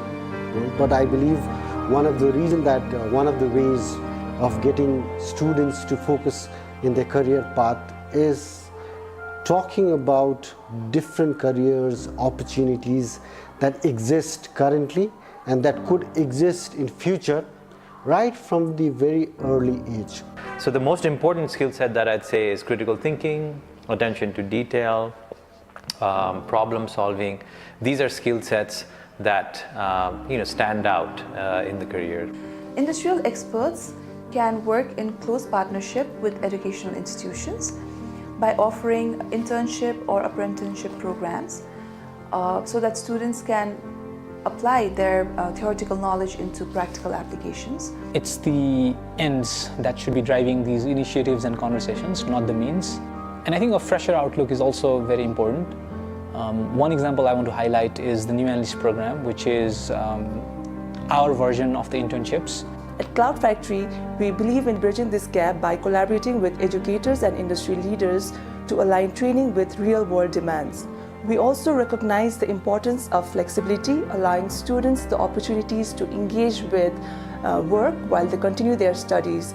This ensures that they gain hands-on experience alongside their academic pursuit. So introducing some micro-credential courses or short certification course would be of great help because that would add up in helping them achieve their career goals. Where they can redesign our existing curriculum and try to include skill-based learning along with the knowledge base and application of those skills. So what can be done is the academia and industries can come together, do collective research and identify skills that is needed for the industries and try to bring alignment in the curriculum, give early career guidance counseling to our students, give lot of internship opportunities, give lot of workshops, mentorship and seminars so that our students understand the need of the industries and they will also prepare themselves with the needful skills and practical knowledge so that they will have proper employment opportunities in future. Chandragiri नगरपालिकाले अहिले चाहिँ digital SIP अन्तर्गतका तालिमहरूले ल्याएको छ। त्यस्तै अन्तर्गत अर्को कार्यक्रम भएको छ यो विद्यालय तहबाट नै डिजिटल सिप सम्बन्धित चेतना र डिजिटल ग्यापलाई कम गर्नुपर्छ भन्ने सिद्धान्त हाम्रो चन्द्रगिरी नगरपालिका अपनाएको छ। One of the things we want to do at SecurityPal is invest into the ecosystem because we have no other option. Industry experts and educators leaders definitely need to have a synergy and the way forward for is first and foremost they need to form an advisory committee where industry experts, education leaders, educators and even policymakers need to come together. The biggest opportunity that I see is make sure that the students are getting early exposure. So some collaboration, bringing the students up to our workplace, maybe shadowing some projects will give them real life experience, real life exposure. They will also know what to learn or how to learn, and in that sense, that early exposure will probably set the tone for everything. Children is right from the very beginning focusing on their strength, their abilities and their area of strength. With that we provide them and we facilitate those things in a very, very systematic manner that is sustainable. That way any school can come up with wonderful schemes to assure that the student's career is made, worked out right from the basic level of a student's life in its school. It could start with curriculum alignment. Businesses and colleges can work together to make sure that whatever is being taught in colleges is relevant in today's day and age. There could be some career counseling classes happening occasionally in a very systematic manner so that children can actually start pondering upon that particular thing. There could be some elaborated but very easy testing mechanism where children can where the test can actually accurately explain which career could be the best for children in the near future, depending upon their likes and dislikes and their interest as well, and also their academic strength. Our partnership with Skill Lab has been very fruitful for us, given that we were able to create outcomes like Unleasing program. Similarly, we can do hackathons together, we can do more collaborative events together so that college students also know what's happening, they get more exposure, and in that sense they're better trained. Our partnership with Skill Lab through the Digital Empowerment Initiative is a step towards achieving this goal. Through this initiative, we're upskilling participants from marginalized communities in high demand skills and connecting them with meaningful work opportunities.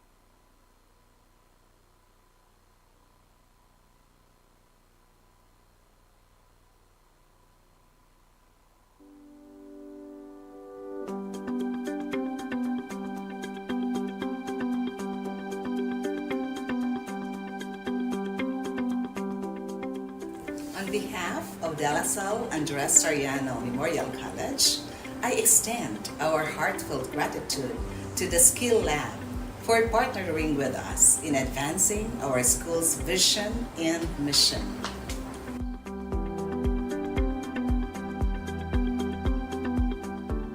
So the feature is very user-friendly and it can be easily navigated by students. As I started using the platform, I found it user-friendly and also the features are well organized. And the interface made the navigating through the content smooth, and the comprehensive features helped me focus on my tasks without feeling overwhelmed.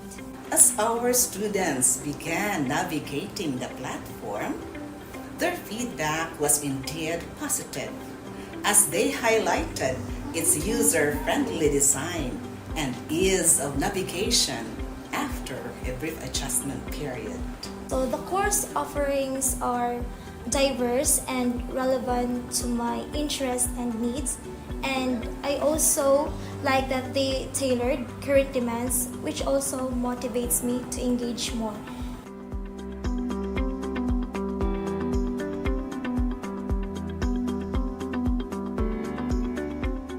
Skill Lab is helpful because you don't need to wait for others or other colleagues so that your skills will be updated and upgraded. No, because it's self-paced, so you do it on your own. Well, the Skill Lab platform is highly valuable and helpful to the needs of our faculty and staff to enhance their learning, their skills in their field of expertise. It is much relevant and much aligned to my interest and to my specialization. The platform will have a crucial role in preparing me for my future employment. Like the skills and the knowledge that I gain will not only enhance my qualifications, but will also boost my confidence as I enter the professional world. Indeed, Skill Lab is a powerful complement to our commitment to provide holistic and responsive education for the 21st century learners. With Skill Lab, I have the skills and confidence to excel in a competitive and open job and market. Skill Lab, transforming potential into expertise. We are thankful for Skill Lab for this opportunity accorded to LaSalle Academy, teachers and staff. This is a good platform where our teachers and staff could hone their skills, reskill and actually upskill po, so that they'd be able to perform well inside the classroom or in their respective offices. Thank you, Skill Lab, for being a key partner in preparing the future of our students and supporting De La Salle and Dressariano Memorial College in fulfilling our LaSallian mission to teaching minds, touching hearts, and transforming lives. Skill Lab turns learning into real-world success.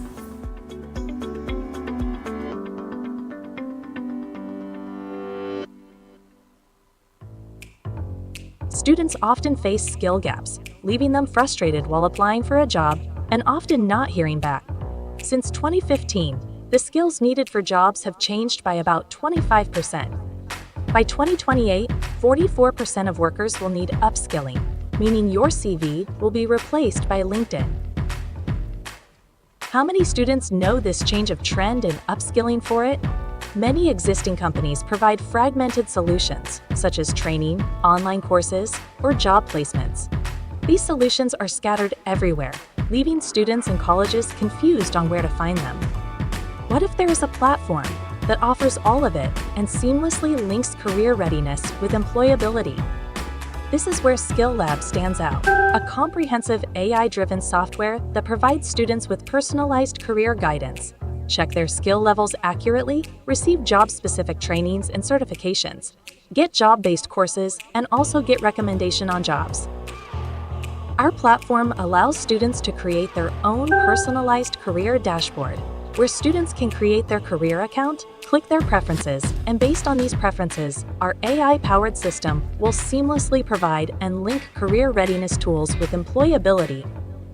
Our platform has been used by universities, government agencies, corporates, development organizations in Nepal, the Philippines, Singapore, Malaysia, and Indonesia, impacting over 20,000 users in the first year alone. Our partners have recorded up to 70% of students using the platform for career readiness, while more than 62% of them completing the job-oriented courses. The way we work is changing. This is exactly why your search for career guidance, training, certifications, and employment matchmaking is now integrated into a single AI-powered platform. Try us, you will love us too. Greetings and namaste everyone. I am Ranjit Thapa, the principal of Kanjura National Secondary School. Hello, I'm Aishma Shah and I'm the Program Director for School Enrichment and Training Programs from Kashtamanta Vidyalaya. नमस्ते, म धनकुमार श्रेष्ठ भक्तपुरमा अवस्थित सामुदायिक college बागेश्वरीमा प्राचार्यको रूपमा कार्यरत छु। म सुरेन्द्र सुवेदी अहिले काठमाडौँ मोडल कलेजमा कलेज चिफको रूपमा सर्भिस गरिरहेको छु। नमस्कार, मेरो नाम नरोत्तम अर्याल, म किङ्स कलेजसँग आबद्ध छु। Hello and namaste. This is Rashmi Sharma Mainali, Principal, Kathmandu Don Bosco College and Xavier Academy. मेरो नाम पुष्पराज शर्मा, हाल चाहिँ चन्द्राई नगरपालिकाको यो श्रम रोजगार तथा सहकारी प्रबन्धन शाखा अन्तर्गत उपशाखाको रूपमा चाहिँ रोजगार सेवा केन्द्र रहेको छ।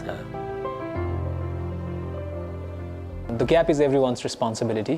On the industry side, tangibly, it manifests in terms of turnover, performance issues, and also it takes longer time to train individuals. Academic इन्स्टिट्युसनको तर्फबाट हेऱ्यौँ भनेदेखि चाहिँ हामी हायर एजुकेसन पनि सञ्चालन गरिरहेको, हामीले चाहिँ K-12 भनेको 11-12सम्म पनि चलाइरहेको र नेपालकै सबैभन्दा लार्जेस्ट K-12 इन्स्टिट्युसनको प्रतिनिधित्वको हिसाबले मैले के देख्छु भनेदेखि हामीले जुन एक्जिट सर्वे लिन्छौँ विद्यार्थीहरूसँग 12 कक्षा पढ्दै गर्दा कि कति प्रतिशत विद्यार्थीहरू नेपालमै बस्ने र नेपाल नबस्ने कुरामा स्योर हुनुहुन्छ भन्दाखेरि अराउन्ड 70% स्टुडेन्टहरूले चाहिँ हामीलाई के भन्नुभएको छ भन्दाखेरि हामी क्लास 12 पछि नेपाल बस्दैनौँ, हामी बाहिर नै जाने हो भन्ने कुराहरू देखिएको छ।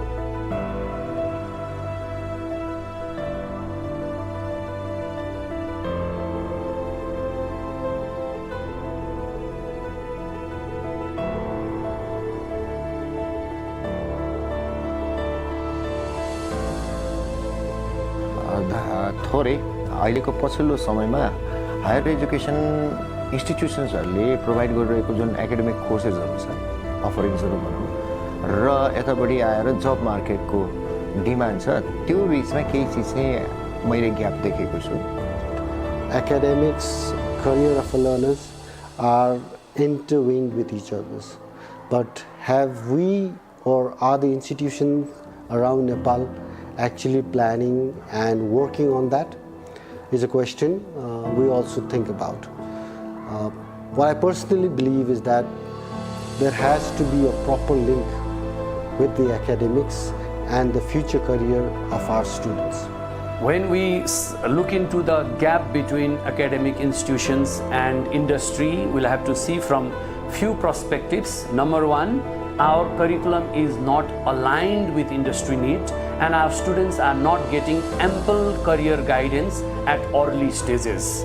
And this has created huge pressure on academic institutions to upgrade the curriculum so that the need of the industries can be addressed. In the same way, companies are also struggling to get right manpower, and they are forced to make huge investment on trainings and upgrading and preparing our academic graduates for the industries. What we'll have to agree to the fact is that the Nepalese curriculum is outdated.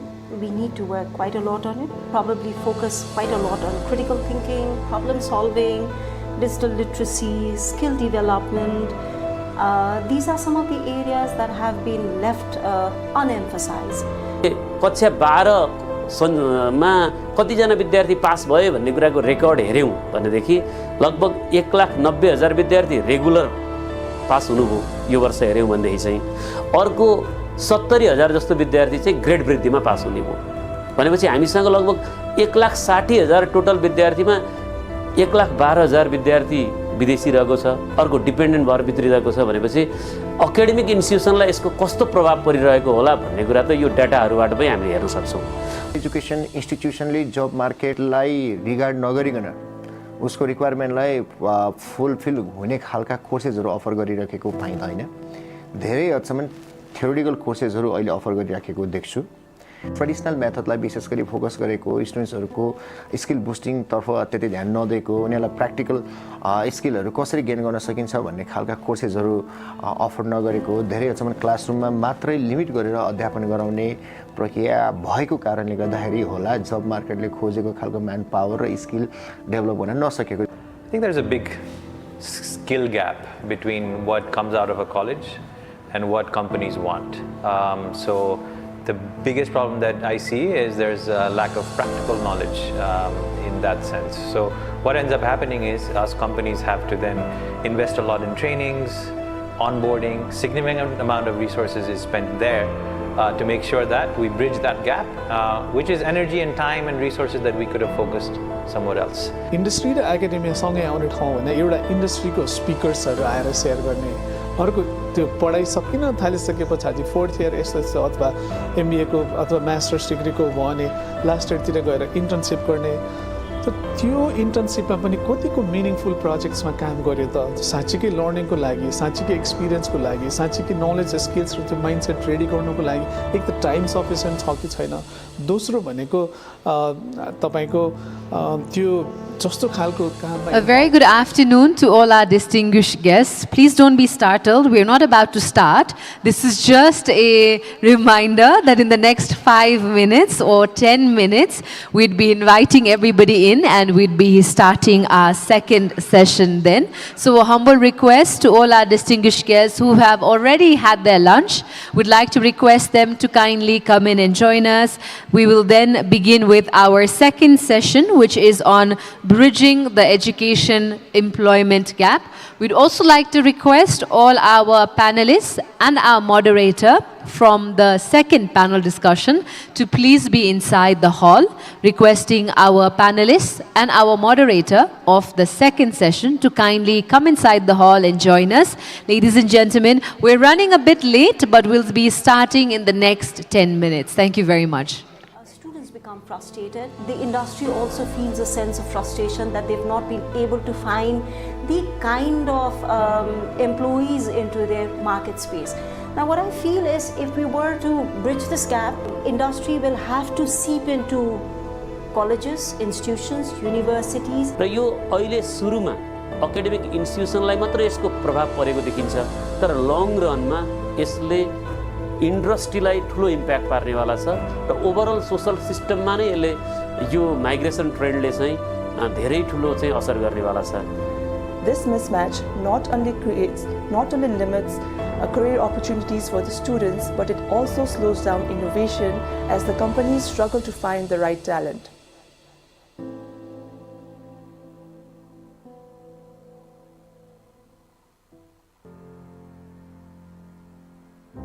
मलाई एकदमै मन पर्ने term भने चाहिँ को-क्रिएट गर्ने हो हैन, सँगै नै आउने हो नि त. At the end of the day we are helping educate the newer generation.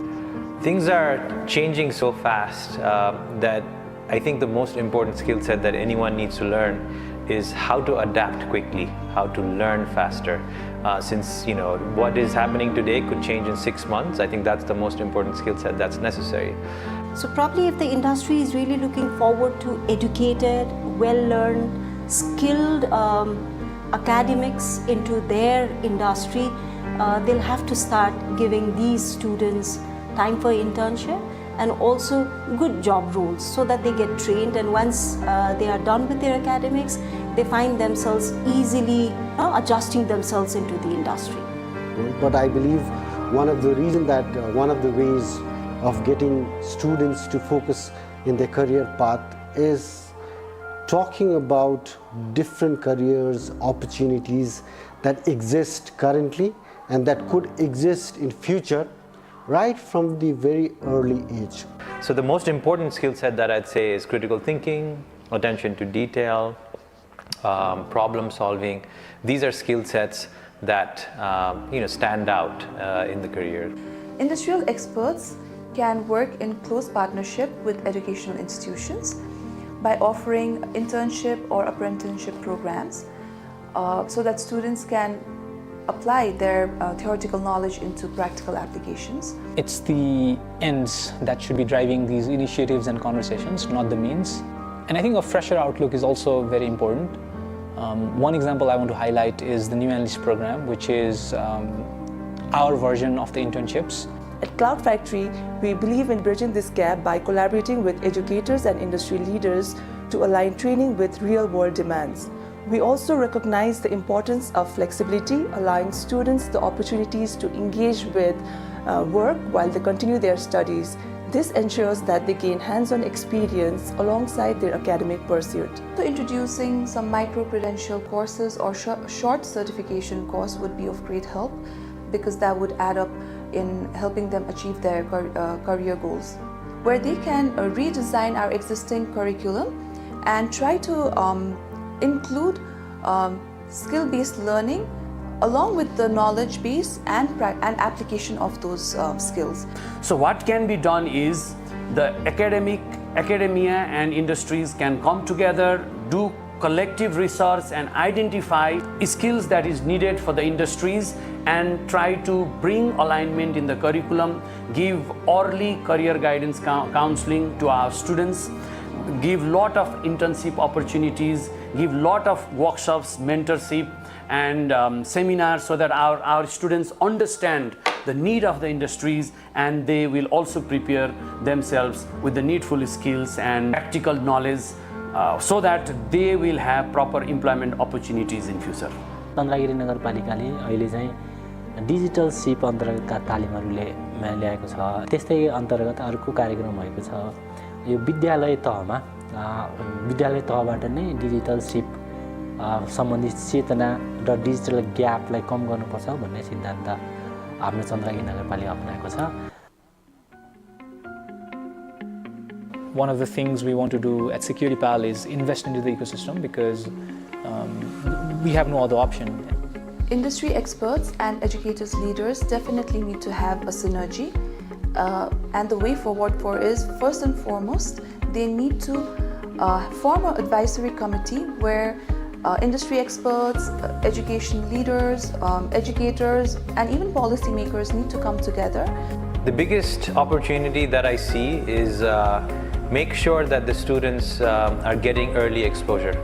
So some collaboration, bringing the students up to our workplace, maybe shadowing some projects will give them real life experience, real life exposure. They will also know what to learn or how to learn, and in that sense, that early exposure will probably set the tone for everything. Children is right from the very beginning focusing on their strength, their abilities, and their area of strength. With that, we provide them and we facilitate those things in a very, very systematic manner that is sustainable. That way, any school can come up with wonderful schemes to assure that the student's career is made or worked out right from the basic level of a student's life in its school. It could start with curriculum alignment. Businesses and colleges can work together to make sure that whatever is being taught in colleges is relevant in today's day and age. There could be some career counseling classes happening occasionally in a very systematic manner so that children can actually start pondering upon that particular thing. There could be some elaborated but very easy testing mechanism where children can where the test can actually accurately explain which career could be the best for children in the near future, depending upon their likes and dislikes and their interest as well, and also their academic strength. Our partnership with Skill Lab has been very fruitful for us, given that we were able to create outcomes like Nuance program. Similarly, we can do hackathons together, we can do more collaborative events together so that college students also know what's happening, they get more exposure, and in that sense, they're better trained. Our partnership with Skill Lab through the Digital Empowerment Initiative is a step towards achieving this goal. Through this initiative, we're upskilling participants from marginalized communities in high-demand skills and connecting them with meaningful work opportunities.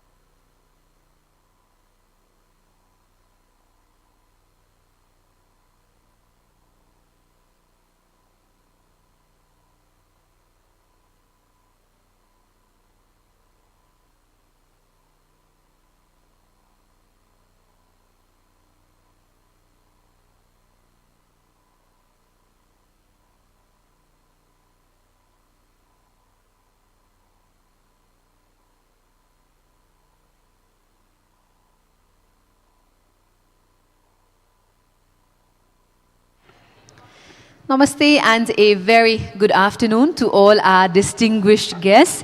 To all our guests who are outside the hall as well, may I please request them to kindly make their way inside the hall as we are starting with our second panel discussion here at Unleasing Asia Summit, Bridging the Education Employment Gap. Distinguished guests, as we navigate the complexities of a rapidly evolving job market, one challenge stands at the forefront: the gap between education and employment. While degrees and certificates definitely remain important, employers today are looking for skills that most definitely should go beyond classroom. Skills like critical thinking, adaptability, digital fluency, and problem solving. So how do we actually bridge this gap? What can be done? How can we ensure that graduates are not just job seekers, but job ready? How can academia and industry collaborate to create a workforce that is equipped for the demands of the future? In this panel discussion, Bridging the Education Employment Gap, we will dive into exactly these questions. Ladies and gentlemen, without any further delay, I would like to invite the moderator of this particular session, Mr. Arth Parade Cooper. Please do join me in welcoming him with a big round of applause. Founder of Impact Works, all the way from the Netherlands, joining us for this summit. Thank you very much.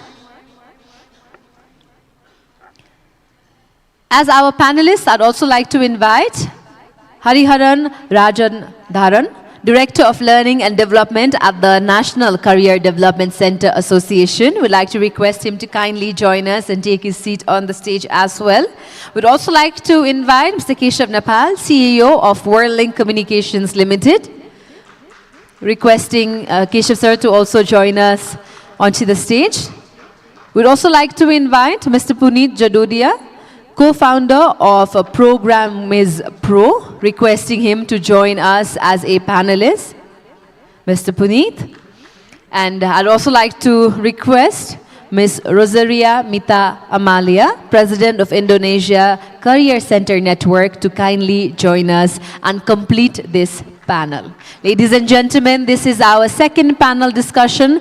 The topic, like I mentioned, is very crucial. It is about bridging the education employment gap. There have been some discussions around it during our keynote presentations, and our previous speakers have also most definitely brought up this topic. But to dive a little further, may I now please request our moderator, Mr. Art, to kindly take over with this session.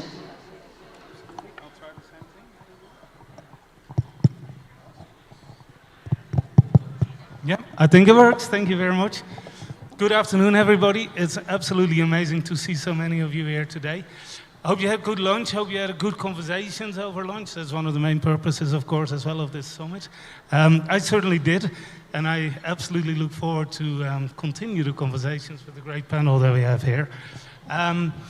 It's a very diverse panel, as in we got 3 different nationalities, and we got education together with industry and technology.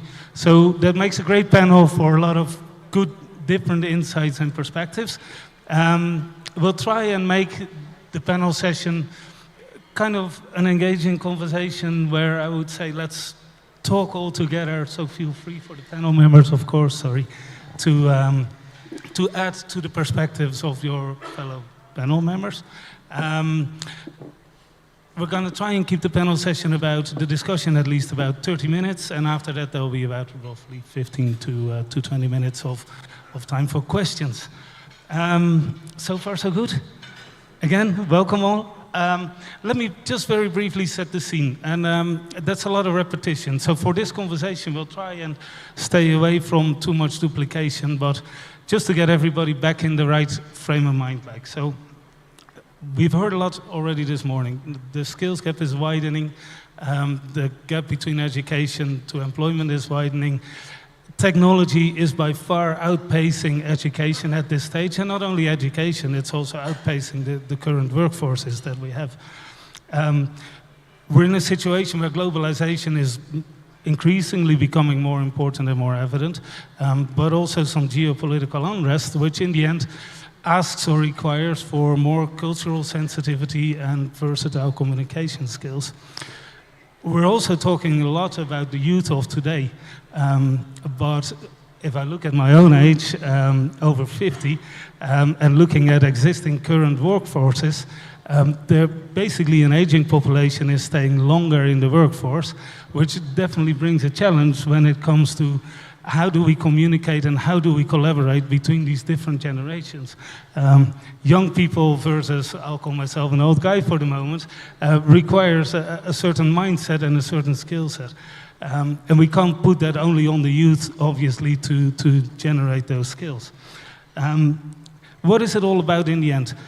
The skills gap basically brings the risk of unemployment, underemployment, slower economic development, slower innovation, much needed innovation, particularly when it comes to healthcare sector, green and sustainable economies, cybersecurity, and so on. So a lot of real-life things that are tangible literally in our daily lives. Slowing down that innovation is obviously not a great development. Ultimately, bottom line, it comes down to competitiveness for companies, competitiveness for countries, and also reducing dependency when it comes to an environment where larger economic powers are kind of more turning inwards at this point than out.